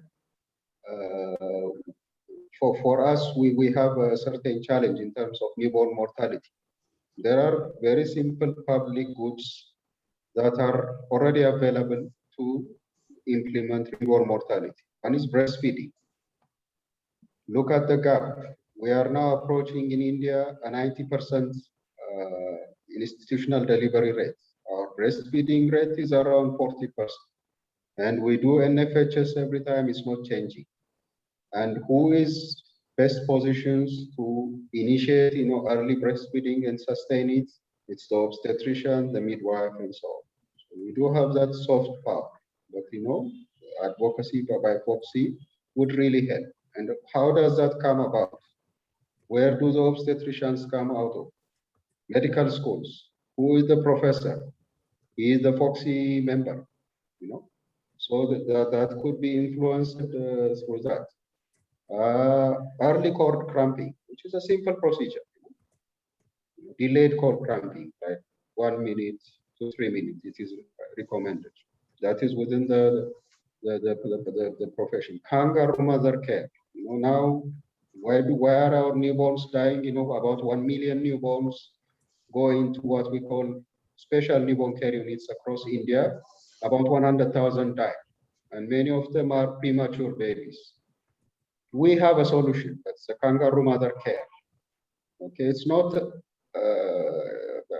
part of the traditional, like incubator and that kind of stuff, but it has been proved to be effective to save the newborn. So we have the solution immediately, to dent newborn mortality. But the midwives and the nurses, others are in rural setting. They deliver in rural facilities, public facilities. 30% in urban. When we look at HR distribution, about 90% of HR is in urban. It's only 10% of human resource that is trying to provide service to the 70% rural. This is a huge, huge challenge. Out of the 38,000 or 42,000, far as the exact number of FOGSI members, it's only about 4,000 obstetricians that are now in the rural. That is a huge challenge. And the same challenge also in nurses, but maybe not as severe. Professional associations are really well placed to dent this human resource challenge. There are many models of human resource like volunteerism, camping, many non-traditional ways which are not implementable by ministry and other but can be organized through professional associations to support HR, because without a strong HR support or solution to human resource in public health facilities, it would be a challenge. So I feel that FOGSI is already doing that. Manyata is a great example. Many examples which I have seen in the last 5 years is very difficult to make. PMSMA, for antenatal care and so on.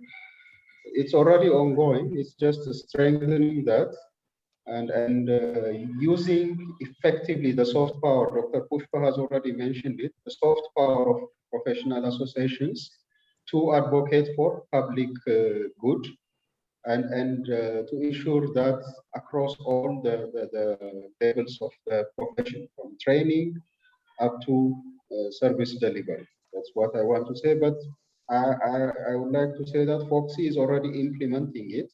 It's just to add it. That's all we need. So thank you very much. Thanks, Dr. Gam. I believe you have to leave at 8. Am I right? You have to leave right now.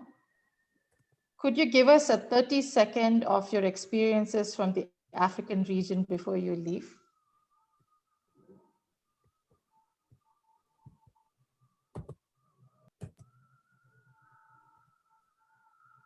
I think you're on mute. Yeah, I think I'm on. So I had the opportunity to serve as in the Ethiopian Society of Obstetrics and Gynecology from 2006 and 2010. So when you get, to serve as executive of profession, it suddenly happens. You come to a meeting and then you're elected, you start serving. So my great experience in that time was, I didn't have any solid power. I mean, what you call hard power, but soft power, there was a lot. So that small professional association, was able to engage in many aspects, like setting up large national projects, solving, human resource challenge. There were a lot of medical legal issues involving obstetricians. Ethiopia at that time had about 250 obstetricians. About 10 or 20 of them were already in prison or facing some challenge here and there. So through professional association, methods, we were able to solve a lot of those issues which could not be solved, through traditional methods, through negotiation and other things. Human resource, we were able to support a lot of models in terms of camping, so that obstetricians do not need to be assigned permanently in a rural setting, but they may go, for 1 week, 2 weeks, 3 weeks, and serve on a rotational basis, so that critical hospitals, referral hospitals, at least were manned by a few obstetricians, and service was continuing. Life-saving services were continuing. So I could clearly see that professional associations have a lot of soft power, which can be hugely utilized if we really utilize it. And of course, FOGSI is and its associations, the 258 associations across India are already doing that. When we work with UNICEF supporting, NHM across, the states, we can clearly see a lot of, difficult to mention, support by FOGSI associations, to public health goods. So we need to strengthen that and go across that. That's what I say. Thank you. Thanks, Dr. Gam, for that very clear takeaway. Use the soft power of associations. Next, we have Dr. Firdausi Begum from SAFOG, that is the South Asian Federation of OBGYN. Dr. Fidorsi, thank you for joining us today. And the question for you is, since you have all this breadth of experience in the entire region, could you share with us some examples? Dr. Gaim just shared with us the example of a couple of African countries. Could you share with us some examples of professional association and activities in your region, in the SAFOG region? Thank you. First of all, good evening. Thank you for inviting me. It's really a pleasure to be here with these dignitaries, and especially my friends of FOGSI, a great organization, and many dignitaries from different organizations, especially the Manyata project, MSD. I think my friend Narendra is still driving, so welcome Narendra. Good evening. Narendra is our vice president also in SAFOG. So basically, as you know, that SAFOG is consists of 8 countries. So I'll go one by one. Like Afghanistan, I just talked with all the society presidents. That was their view. So what Afghanistan has done, that previously they have centers, maternity health centers in main cities or township, like district level. But now, with the advocacy of the Afghan Society of Obstetrician Gynecologists, together with the government, they have now maternal health facilities, sub-districts level, and sometimes below that. And with the quality of care check-in and of these centers, the maternal death has come down from almost 660 to 350. So I think it's a great example from Afghanistan. Now, regarding my country, Bangladesh, because this is our pattern of going by alphabetically, we have done a lot. I am basically working with the society since I am a PG. I passed my postgraduate exam. So I started from a member and then become almost all the posts, Secretary General and all this. Now I am the president of our society as well, Bangladesh Society.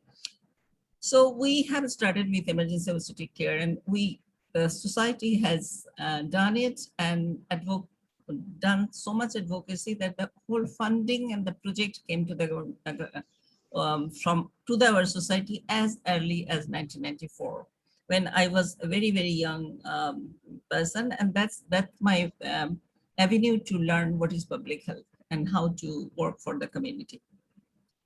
From there, stillbirth attendant and many programs. And basically the similar program like Manyata, we have done, we are doing for last 20 years, which is Women Friendly Hospital Initiative. So we have basically 19 checklists, and we can start our hospitals. And this has been done in public hospital, of course, but now we are stepping onto the private ones as well. So that's the story of Bangladesh. And next is Bhutan. Though Bhutan doesn't have an official society, but they are about, Bhutan is a different kind of country, you know. The administration is very strict and high quality administration cares are there. So there is one technical advisor from the professionals to the ministries. And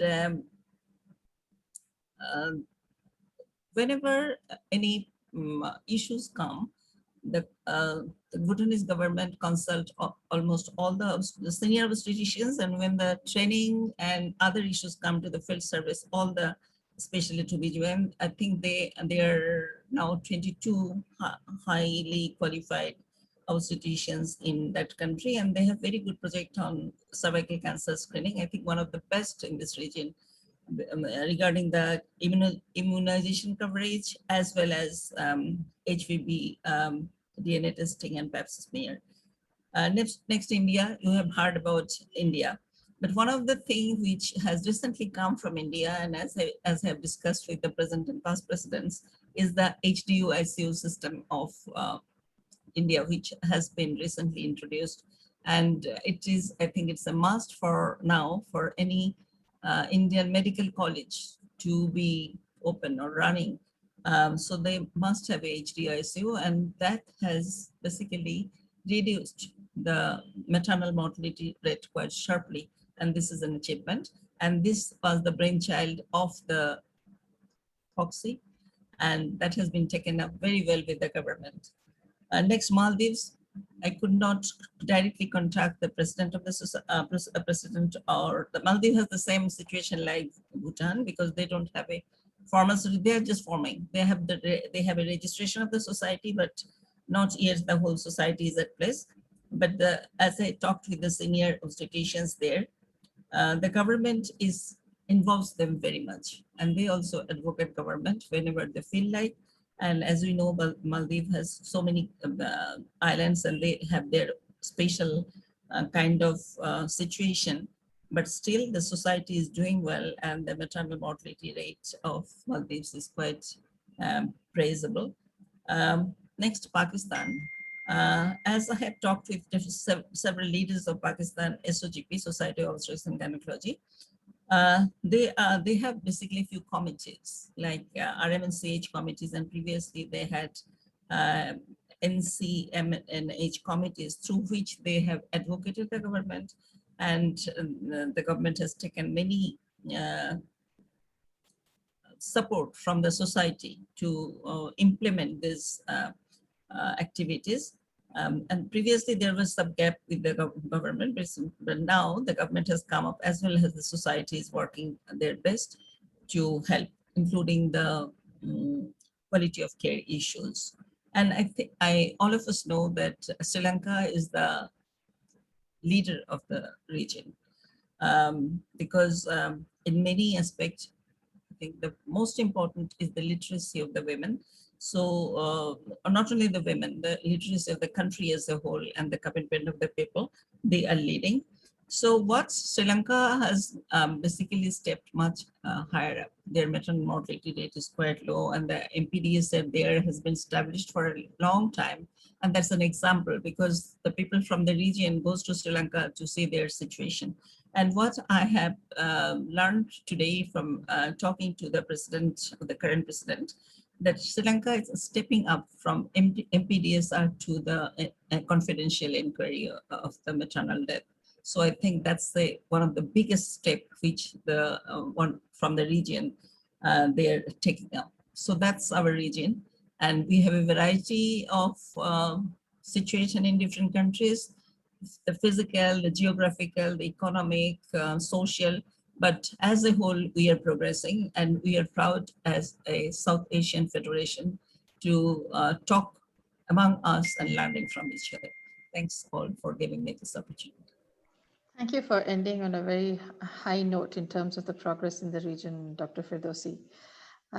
It gives me great pleasure to invite my colleague from a past life, Dr. Catherine. We went to university together, and now we're partners in this whole quality of care Manyata program. Catherine, you've been working very closely in terms of looking at data and evidence around the program implementation and the Better Birth program. So if you would share some of your learnings with this group, you will be better off for it. Over to you, Catherine. Wonderful. Thank you so much for the opportunity to share a little bit about what we've learned with this collaboration with Manyata, FOGSI, JPIGO, and MSD, Merck for Mothers. I want to highlight that there are some people, of course, I'm presenting on behalf of a team, in particular, Megan Marks-Delaney, Lauren Babansky, the JPIGO India team, especially Dr. Bobal and Dr. Suranjan and their implementation team. But as some of you may know, and as Angela just highlighted, our team at Ariadne in the past focused on the implementation of the Better Birth study, collaborating in Uttar Pradesh with the government as well as Community Empowerment Lab. And that work was really focused at NPSI, I should say. And that work was really focused on improving the quality of care in the public sector with the WHO's Safe Childbirth Checklist. And a lot of those lessons learned from that experience lend themselves to this wonderful partnership and using the data to learn more about the impact of Manyata. So I should note that we are midstream with data collection and of the analysis of the data, including qualitative and quantitative data collection. So I just wanted to share some highlights of what we're seeing in this interim analysis that we've just completed. And just to acknowledge and thank our partners at FOGSI who set up interviews. And we've spoken to many of you who are on the phone actually today. So can I have the next slide, please? So the way to think about this, I think you just, yep, there we go. Thank you so much. So just to highlight that this is what's called a small multiples graph. But basically what this is showing is using the Manyata standards, where were they at baseline and where were they at inline after partners had joined and clinics had joined the Manyata project. So the Manyata standards, which are similar to the Safe Childbirth Checklist, provide the basic standards to assess quality. And from this data that I'm showing you here, the way you think about looking at this information is on the top row are the practices and behaviors that had the lowest adherence at baseline. And then at the bottom set of graphs, you see that some of the behaviors had higher levels of adherence, even at the very beginning. So these graphs tell us that there is clear need for programming to improve quality of care. So in our analysis at baseline adherence to these Manyata standards, we found that fewer than 20% of the facilities passed each standard. And while the public sector has access to that mentoring and other support programs such as Laksha to ensure doctors and nurses stay up to date, we know that that hasn't always translated to the private sector. And we think it's fantastic that FOGSI has partnered with so many of you to implement this quality improvement approach in the private sector. So this is information that's coming from 466 facilities. And what I want to note is that there's this dramatic improvement. You can see that adherence to standards really increased over time. And most standards were achieved by over 90% of the facilities at the end line. So I think it's a message of hope that change is possible. With Manyata, providers achieved the standards. Can I have the next slide, please? Similar to the Better Birth experience, so when we were working in the public sector, we noted that not all facilities are the same. Facilities with supportive leadership, competent staff were more likely to succeed in the Manyata program and be able to achieve the accreditation. 81% of all the facilities received and achieved the accreditation itself, but we want to note that there are key factors to success: that leadership, positive staff attitudes, and competency of staff. And that goes beyond just having the skills, but being able to implement those skills in times of need. We also noted that there were some facilities that had barriers, particularly with infrastructure, as Dr. Gayam just noted, the human resources issues or thinking about that is critical. This graphic that you see on the right is actually from the Better Birth study, and we wanted to highlight the important components of a facility to take on a project like Manyata. And we see here, like I noted before, that facility leadership is a critical component. And beyond the facility, we know that FOGSI and professional societies like this can help promote and advocate for this work going forward. The next slide, please. When we interviewed several of the facility leaders and staff, they shared with us what they found to be most important from the Manyata experience. And I'll note that we were a little surprised that one of the biggest things people noted was about the process improvement, the actual ways to improve quality of care, and the guidance provided by Manyata were really valued by the frontline leaders and FOGSI implementers. Improvements were noted in complications readiness and respectful maternity care, which is sometimes hard to measure quantitatively, but in our qualitative interviews really comes through. And we noted that the leadership, and oftentimes these are FOGSI doctors, of course, who are leading the facilities, noted that their staff felt more comfortable and competent in either dealing with a complication or being ready to manage that complication. With respect to health outcomes, we don't have data on the slide here, but I'll note that there is a modest decrease in referral rates and of neonatal sepsis, and also decrease in eclampsia. So we're seeing that there is improvement in, or seeing some improvements in the health outcomes that were measured. I will note that it is not a one size fits all. We know that we need a comprehensive approach and a sustained system-wide effort to achieve reductions in morbidity and mortality that we're all seeking. So it's an opportunity here with the Manyata program to learn about how do we improve quality of care and then achieve impact overall. Can I have the next slide, please? As an epidemiologist, I just want to highlight and say thank you for letting me share information and data. By dedicating your time and resources to data collection, analysis, and sharing learnings, you can actually use that information for continuous improvement and learning as a strategy to improve care for women and newborns in India. And I think these lessons learned and the work that FOGSI and all of these partners here are doing actually are critical to the global change and achieving the SDGs that we're all trying to reach. So I'll stop there and just say thank you. Thanks, Catherine. Appreciate the call out on more investments and continued investments in research so we can learn and take evidence-informed action. Next up is Dr. Hartman. Dr. Pandora Hartman is the Chief Nursing and Midwifery Officer from Jhpiego. And my question for you is, what are some of the global learnings that you can share while you're working with professional associations? And I know that you have a wide variety of experience and expertise across large regions. And so we're very happy to hear from a very different kind of association with the nurses and midwives. Yeah, over to you. Thank you kindly for this invitation to be here today and to hopefully at least give a little bit insight into our amazing world of nursing and midwifery. I think just the very composition of this panel illustrates both experience and what some of the benefits of professional associations can actually be and should be as we seek to improve maternal newborn health outcomes. We know, that professional associations are well known for their role in lobbying for women's rights and setting standards and raising awareness, but it's a team building piece. I think that the composition of this panel really, really illustrates. If you look here in all our representations from our different aspects, and when we look at the system that needs to support a healthcare work in order to survive, we need representation from all of these systems.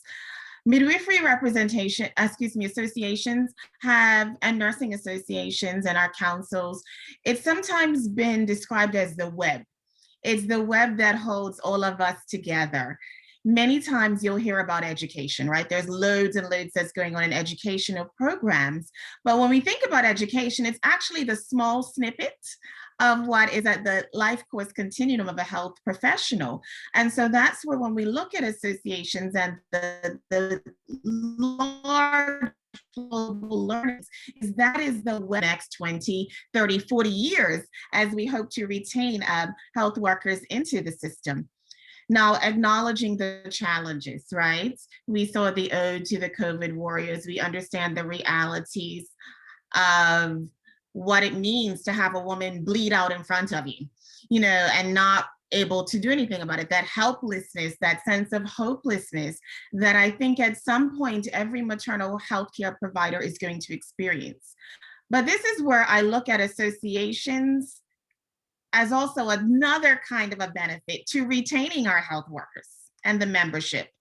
There was a day in a country in East Africa where that I was living and working in, where the association got together to do a project on a zero budget. One of the project was called 1 Billion Rising for Justice. Okay, what was key about this was that it had never been done before. This is held in the month of February. We know February can be associated with the Valentine's Day and the increased violence. And I talk about this story because I see FOGSI has the focus on violence. So what this did was we brought together all of the regions inadvertently. And for the first time ever, again, thinking about associations, is they're often women-led, they're often civil society, right? In addition to being professional, the women took to the streets. What's interesting about that is that this isn't something that women generally did, first of all, and definitely not something that healthcare professionals did. So I want you to imagine thousands of women now walking in the street, talking about the issue of sexual and gender-based violence. There were thousands. People just started pouring in from the streets. Bands came and joined. It was kind of this spontaneous, whoa, what's going on? So as we went into the national stage, there was a busload of children that got out. What's going on with that? Well, the busload of children were actually victims of sexual gender-based violence that had heard about this awareness-raising effort. And the children wanted to take to the stage and tell their stories. We had Ministry of Justice, Ministry of Education, Ministry of Labor. Some of these amazing children told their stories. Everyone, we danced, we sang, there's like this whole coordinated, because the 1 Billion Rising is also part of a global movement that connects people. Wow, more exhausted, everybody happy, but everybody felt bonded, right? The OBGYN colleagues, we were bonded in a different way that was outside of just a standard workplace, which is also an association benefit. Well, the story goes on that many of these children's cases had been brought to the system and gone nowhere. But because of that day, that then wound up in several of the regional newspapers, it was on the news, it was like touted as this thing. Within 2 months, those children's cases and perpetrators were brought to justice. How do you think that fed into what the nurses and midwives and our OBGYN colleagues felt like in terms of being able to combat some of that day-to-day drudgery that can happen? Amazing. Wait, it gets better. So then a little film was made of this, and then that actually went onto one of the International Confederation's websites as an idealized learning. So you see how the ricochet effect, the spirals just kept coming and coming and coming. This is what a professional association can always do. So, look at the indirect impact as well of pulling together the interprofessional pieces, interprofessional collaboration, continuing the processes outside that. So it's not just about advocating for accreditation and looking at quality standards, but looking at some of the other impacts, I think, that can come forth with associations as well. We've got some great global examples, I think, of programs. Some of you may be familiar with the Advanced Life Support and Obstetrics program. It's in 62 countries. There's a global also as well. But when you look at that program, it brings together again members of the team, right? If we're just going back to the continuing education, it brings all of us together because we know that most medical error, most issues with quality, most death, dismemberment, disability comes from lack of communication.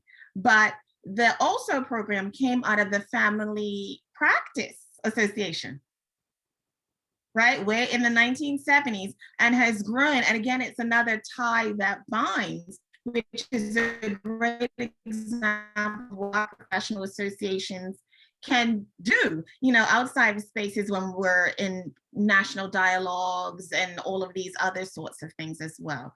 So great examples, or I could talk forever about these examples along the continuum of the life cycle and the association's role in supporting, because we know collaborative practice takes all of us. Quality improvements take all of us together. So I'll stop right now, I know in the essence of time, but there's great examples as well, even when you look at what FIGO has recently put out on June 30th. If you go on the FIGO website, you'll see as well that we've had a great collaboration, with the International Confederation of Midwives. And we've put out 2 position statements, looking at the use of uterotonics in the 3rd stage, advocating for that, and also the use of tranexamic acid. So that's another illustrator of what the collaboration is going to do. Think about all the millions of healthcare providers that are, combined as associations saying, we got to do this. This is something that we all stand for because this will save mothers and babies. Thanks, Pandora, for that rising response to the question. And you touched upon a subject that I was going to ask you about anyway. So if you don't mind actually continuing for a couple more minutes. You spoke about, you touched upon team-based care and supporting non-specialists. Can you touch upon that a little bit? You just about mentioned it, so I want to hear a little bit more, because it's really about the team working together for quality maternal care. Absolutely. When we talk about this, like in terms of definition, collaborative practice. The WHO gives us a definition of that looks at the aspect of multiple health workers with different professional backgrounds working together for patients, families, and caregivers. That's kind of the standard definition setting with that. And we know that, effective IPC will improve access to health interventions and our system's quality issues. So this is about understanding, I call it who's in the room. Okay, so let's take it back to one of those emergencies, right? That kind of happens. We'll pull out the OB emergency. There's, let's just say, a shoulder dystocia that happens. Oh my goodness, the baby's stuck. We know we've got 5 minutes, or we have major trouble. Who's in the room? Well, the role of the respiratory therapist that comes in is not the role of the recorder, is not the role of the scribe, right? It's not the role of the one who's giving us the suprapubic pressure, is not the one whose hands are in there. So I think that's key. Like, if we look at, so we can break down our emergencies again, what is your role? It's appreciating and understanding each other's roles within your particular scope of practice. So when we look at IPC and the role of associations as well, it's beginning to pull some of us together, I think, as we're doing more and more with interprofessional learning together to appreciate our work roles. There was an interesting kind of paper that looked at even our medical hierarchies, where the physician stands and where the nurse and midwife stands and where the others. And ironically, the physician counterpart said, oh, it's not a problem, no problem, it's fine. But the nurse and midwife counterparts were like, yeah, maybe we got to work on this communication thing a little bit more because it's not working. And so that's why these IPC, these co-educational programs that a lot of our professional associations support are so key, because we need to break down those hierarchies to understand what each person does, and that no, it's not a threat. We just have a different role to appreciate. I appreciate how you said non-specialist. Well, I could put on the other hat and say, actually, I am a specialist. Because you know what?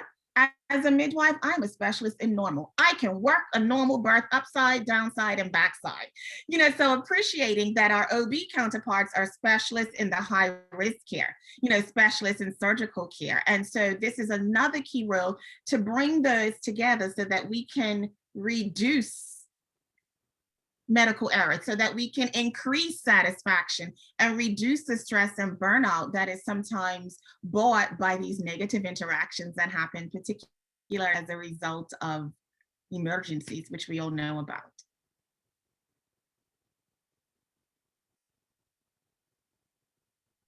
That's fantastic. Thank you. Could not stress more on team-based care and family practice and everybody's role in maintaining and improving quality of care. Kay Pompey, you need no introduction. You've got lots of different labels during the session and beyond. And I just wanted to see what you've been one of the very interesting orchestrators of partnerships. It's been a joy to watch you put these pieces of jigsaw puzzles together and formulate partnerships, in this whole quality of care ambit. So from your experience, what has been some of your key takeaways and learnings from the partnerships that you've been so carefully crafting?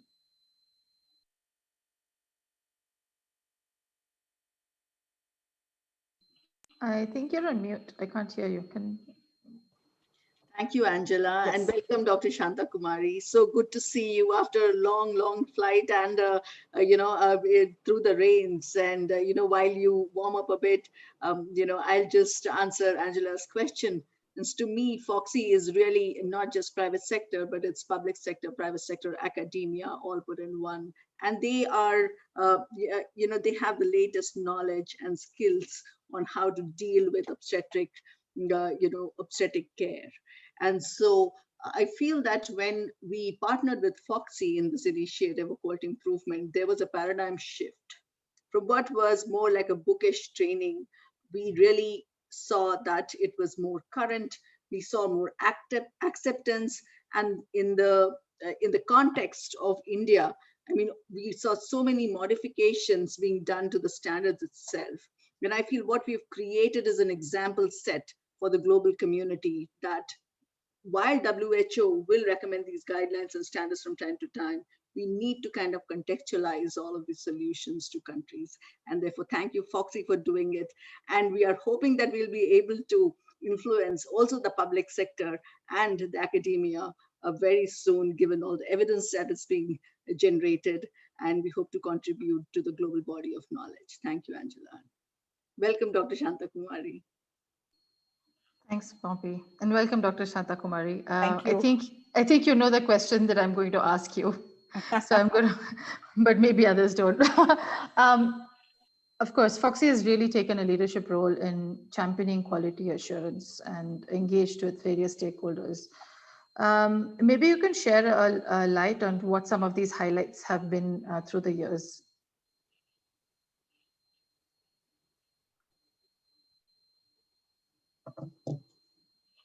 Is it? We can hear you. To me? We can hear you, yes. Can you just get back? I couldn't hear. Oh, I'm sorry. Can you hear me now? Yeah. All right. I was saying that FOGSI has taken a leadership role in championing the cause of quality assurance. Mm-hmm. Can you throw some light on these engagement? What has FOGSI done to champion the cause of quality assurance? Thank you, We have Angela. a lot of people here, and there's lots of people watching on Facebook Live. I'm sure it's a much wider audience than FOGSI, so it would be really great to hear everything that FOGSI's been doing to champion the quality assurance. Thank you very much. I think now FOGSI has become a force to reckon with. FOGSI stands for women's health, and we really care about what we do. In fact, this year, our theme has been FOGSI for all always, and Dhira Stop Violence Against Women. When we are saying FOGSI for all always, FOGSI is not an organization only for the obstetricians and gynecologists, the 37,000 plus gynecologists. We care for our women, we care for our mothers. So, and what we really mean is, we are not doing things just for the sake of doing. We are very clear that every policy we take, every program we roll out, we see that we maintain quality. Because end of the day, if you want any program to be successful, it has to have quality. Be it a small scientific program, be it an advocacy, be it a workshop, be it a public awareness program. And when you were looking at maternal health, definitely yes. We have seen how Manyata has been a very good program, which has seen that you really can make a difference when you involve even the private sector. And when you teach them what is quality of care, and sometimes they may not be following those particular guidelines, but when you go to them and tell them, like, this is what has to be done, there are more than enough people to accept it. And that has shown that anything we do, we need to see that it's a quality of care which matters. So that's it, Angela. And when you're looking exactly at one particular program, say, for example, the Manyata we have seen in state of Maharashtra, I'm sure Dr. Rishikesh and the rest of my friends would have spoken till now about how the Lakshya Manyata has been doing. And that shows that definitely the private sector matters. So we find a lot of programs are there which are rolled out for the public sector. But what about the private sector? We care for more than 50% of the women. And so we definitely need to see that this quality is there in each and every program which is done by FOGSI. So now in the future, also all the programs which we are going to roll out, they are going to be those programs which will keep the quality at the forefront.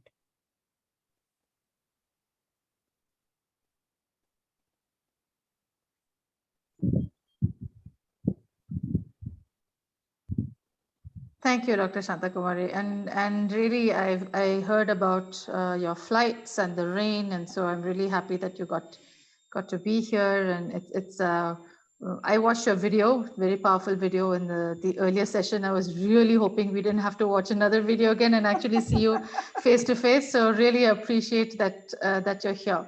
I did not want to take a chance. But I really appreciate it. It is important for everyone to see you and hear from you in This person. shows that FOGSI cares for the quality. Even the programs, the president is committed to the program. So we have to be here. Anyway, Rishikesh Pai, the next president-elect, is there. So he was there to see that if by chance I can't make it, and my vice presidents were there to make up for it too, Angela. You know, it's if I can interject, it's woman power now. Women have taken over. So with that, I would love to actually invite, just to maybe change around the gender balance a bit, Tayo, who is the Director of Advocacy MSD for Mothers. Are you around here?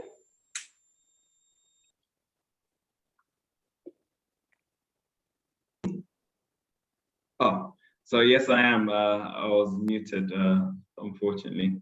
But it's really great to be here. And thanks so much for the invitation.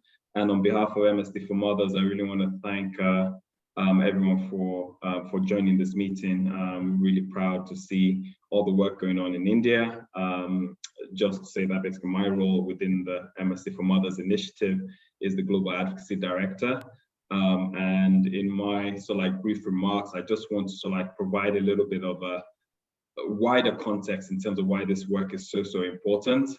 And it's not necessarily the most exciting bit of the way in which one looks at some of this work, but it's so critical. And I think, if one of the things that we need to learn from the last 18 months, 2 years, as we've been grappling through the pandemic, is that we all understand the weakness in health systems across the globe, and the fact that basically they're not as resilient as we want, and also the lack of capacity there. And as the president of FOGSI just mentioned, the private sector is playing a significant role within the health system more broadly. But to date, they have not been integrated strategically in countries' government's responses to the healthcare needs.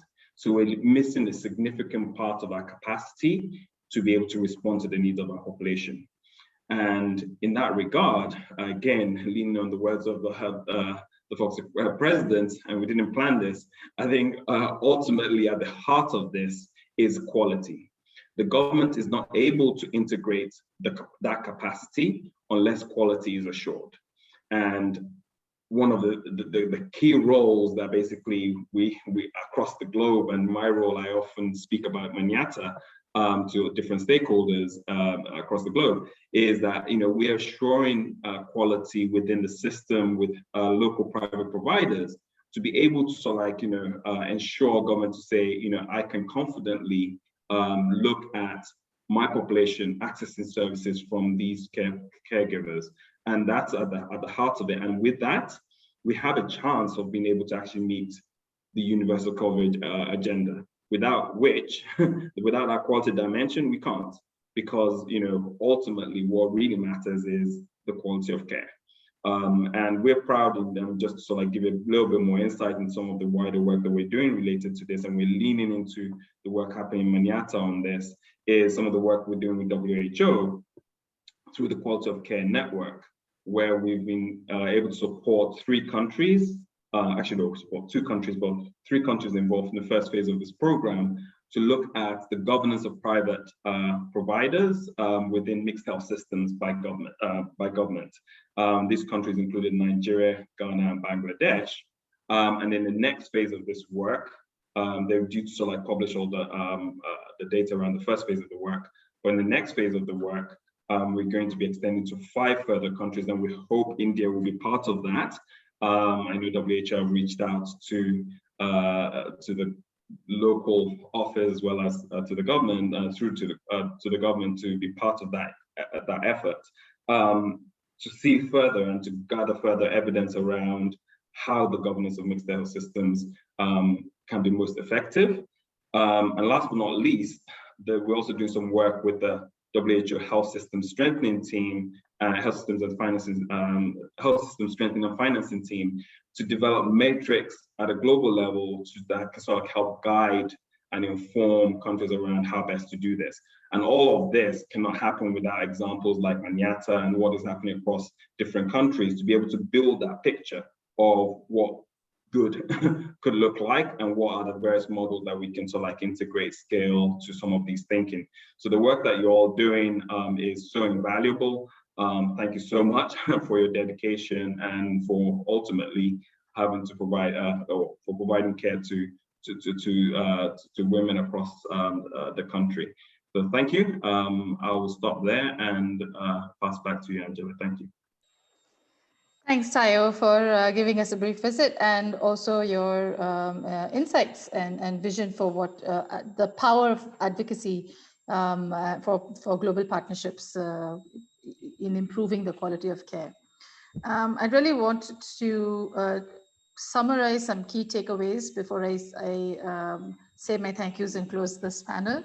But what I got from this, from our conversation the last hour together, I would say an hour and a half together, there are many things that have been said. Some things that I'm taking away is the importance of team-based care, how we pool different expertise together and encourage interprofessional learning so that we can appreciate our roles to not compete with each other and thereby improve quality of care.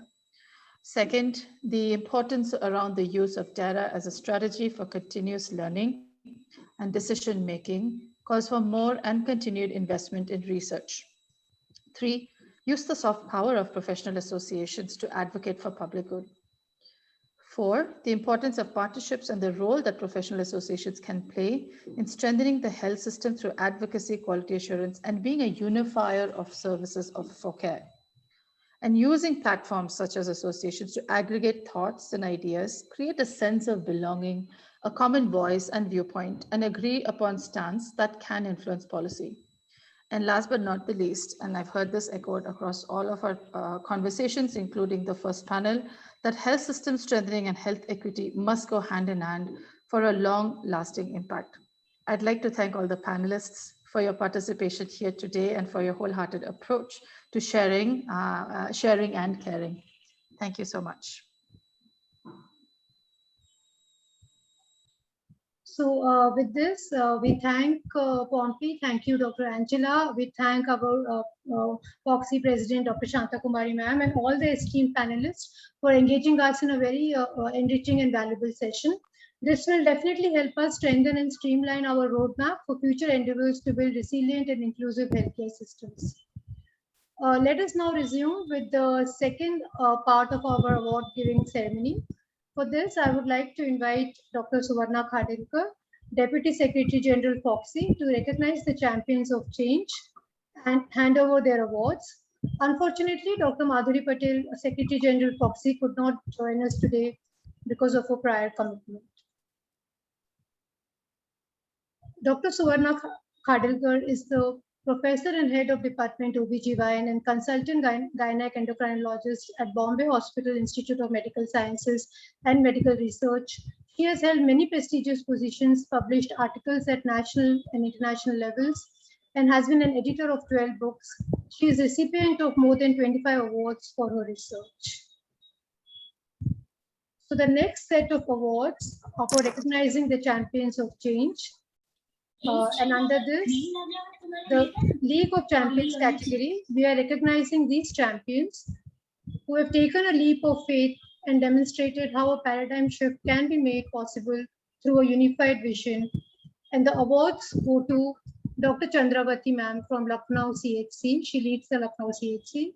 Dr. Narendra Malhotra, who leads the Agra CHC. Dr. Preeti Kumar, who's been with Manyata since its very inception. Dr. Leela Vyas, another of our Manyata champions from Rajasthan. Dr. Sadhna Gupta, who is the Gorakhpur CHC lead. Dr. Uday Thanawala, who is heading the NMOGS, the Navi Mumbai Ops Gynec CHC. Dr. Aparna Shotri, ma'am, very, very actively involved with Manyata and also champion from Maharashtra. Dr. Karthik Bhagat, who is representing the Association of Fellow Gynecologists and who's taken Manyata to AFG providers as well. Dr. Suchita Kinswadekar and Dr. Rahul Wani, both from the Navi Mumbai Obs Gynaec Society, and very actively involved with the initiative. Dr. Arun Barua, who is from Assam and is very instrumental in taking the initiative to the northeastern part of India, especially in Assam and Manipur, these two regions being, with having the maximum, the worst maternal outcomes. Dr. Meera Lakchakia, Dr. Nivedita Datta, these two again coming from the oldest of our Manyata states, Uttar Pradesh and Jharkhand respectively. And Dr. Jayam Kannan, Dr. Vidya Thobi, and Dr. Charmila, even though newly joined Manyata, but working very diligently in the southern states and helping us all around with Manyata assessments as well. With this, I hand over to Dr. Amaya. Thank you, Dr. Samita. On the final set of awards goes to the team without which Manyata would not have been able to function. It's correctly and aptly called the pillars of Manyata. This FOGSI NPMU team and enhancing FOGSI's mission and vision in transforming women's health. And the award of Pillars of Manyata goes to Dr. Samita Bharadwaj, National Program Manager, FOGSI NPMU, Dr. Pallavi Vinarkar, National Program Officer, FOGSI Manyata, and Jasmine Kundar, Administrator, FOGSI NPMU. I request Dr. Suvarna Khadilkar to please say a few words to congratulate the awardees.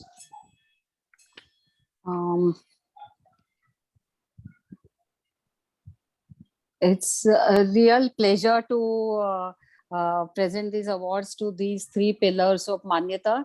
I think we have seen these three people working relentlessly for last several years, and they very much deserve the honor that we are giving them.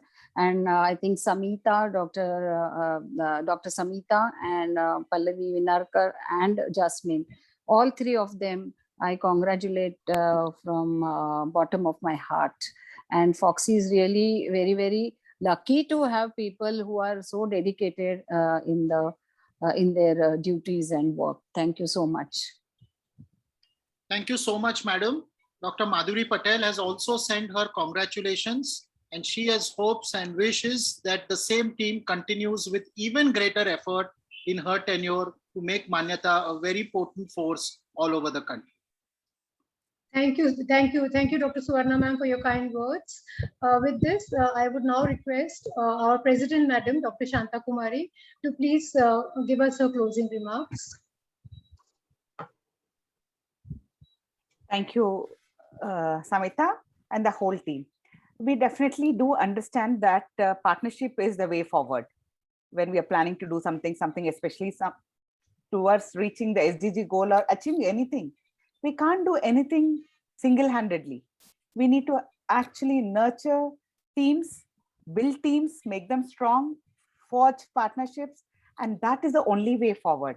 And I'm sure that this program has shown that anything and everything is possible if we have the right partnership with the right people in place to do the right things at the right time. So I'm very sure that in future also, we will be able to go forward with many more such programs, which will do a lot of difference to women's health. So thank you to the team from Manyata, from Pompi. Thank you very much. And I have to congratulate and thank each one of you for taking time off and being with us for this program. Thank you very much. And I'm sure my dear friend, Dr. Pushpa Chaudhary will agree with what I've told. The way we are going to partner, we have partnered in future, and in future, it's going to show that's the way forward. And we're going to come with more such programs with FOGSI and collaborations, which will make a difference. Thank you very much. Thank you so much, ma'am, for the hope and confidence that reverberated in your words. We are really obliged. And with this, as we come to the end of the event, I would like to take this opportunity to extend a hearty vote of thanks to our chief guests, to our guest of honors, two fellow Foxians, and all those who made their time available today for this very, very interesting session. Thank you, President Madam Dr. Shanta Kumari, for your valuable time, and all the panel speakers for gracing the event with their presence. This event marks a new beginning for us at FOGSI, with the new president to take the mantle forward, and leaves us with fruitful discussions from the panel to think and probe about to take Manyata to even greater heights. And so until we meet again, take care, all of you. Stay safe, stay healthy, and thank you all for being here. So thank you, everyone. This was a great, 3 hours together. Thank you, Dr. Ameya. I think this is the second longest commentary I've heard after, cricket. And thank you, Samita, for supporting him in that, as well as your support for Manyata day in and day out. Thank you to all the FOGSI leadership, starting from, closely, I've worked with Dr. Hema, Dr. Rishma, Dr. Jaideep Malhotra, Dr. Nareen Malhotra, Dr. Pai has always been there, Dr. Jaideep Tank, and then Dr. Alpesh Gandhi, as well as Dr. Nandita, who unfortunately could not join us today. But your support has made it happen, and we believe that we can now, take it to a national scale, and we look forward towards sustaining all of this going forward. Thank you to Team Weber Shandwick and to Team Swasti. This would not have been possible without hours and hours of work that you put in and the coordination. So I know behind the scenes there are tens of people who have been coordinating this virtual event and with little bit of flaws. But this I think is been a great start, and I hope Dr. Shanta Kumari, we will be able to do some more events to showcase the work that we have been doing and build that required momentum going forward. Thank you all.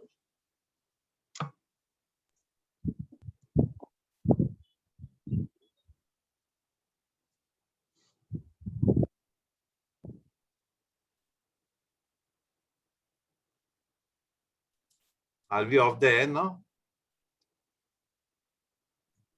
So, no, we are still connected, sir, but yeah, people are leaving now, sir. No. Is there a last slide that we were going to put up, Weber Shandwick?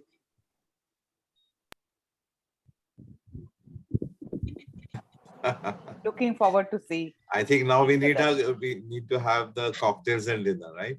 Yes.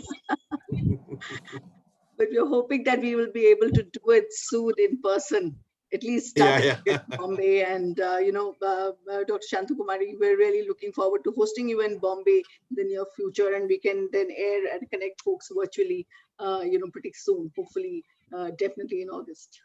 I was in Bombay also a few days back. Now I'm in Belgaum, so definitely. How is Belgaum? Is it raining? It's raining heavily. It was raining in Hyderabad also, and it's raining here heavily also. So I was coming to the hotel to quickly start the system and join. I'm so sorry. The flight got great. cancelled. No, it's a fantastic thing you're doing. It's a dynamism.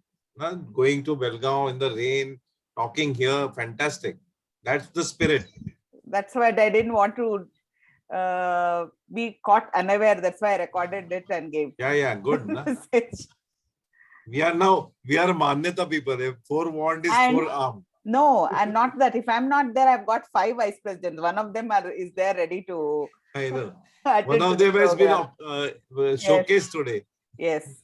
So next program we have opportunity to showcase Kavita is each and everyone. Because Kavita called up exactly at the time when this flight change was happening. Then I told Kavita, now you do it by the time I reach. And the flight was extremely delayed today. Thank you. Pompey, I didn't call you because I called the other girls and told them what has happened. I called up Ameya, Rishikesh, everyone, and sorted out everything. We are happy Dr. Firdausi is also here. We could understand about the Asian... Hi, Madam. Dr. Firdausi Begum, thank you for being with us. Jaideep, hi. Hi, Jaideep. Hi. Unmute.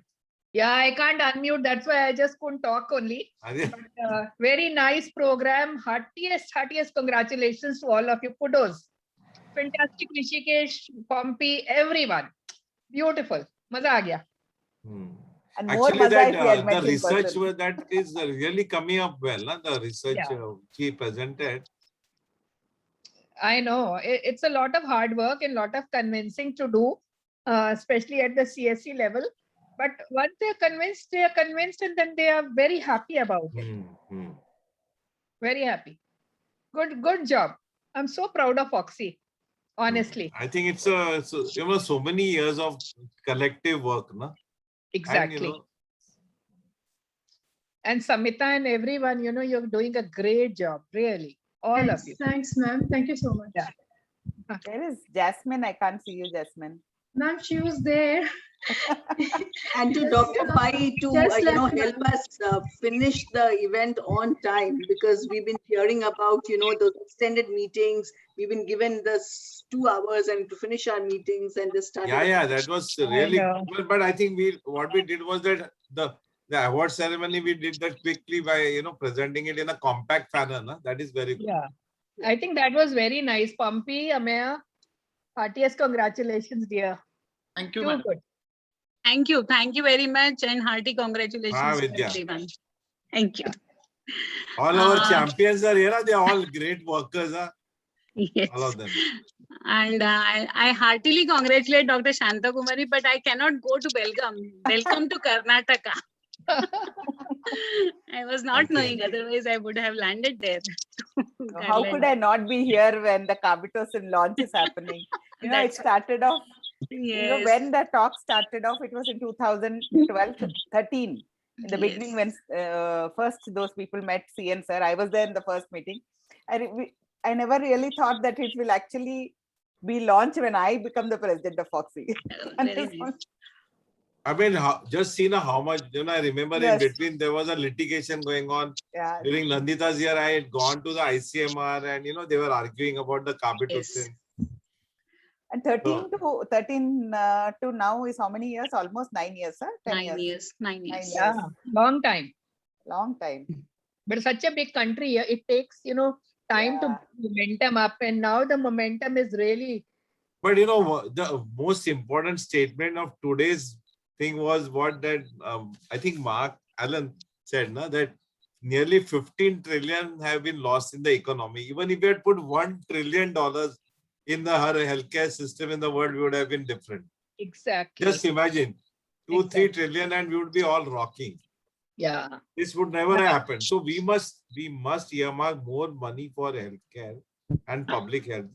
For example, in Mumbai, last 70 years, only 4 medical colleges have been there.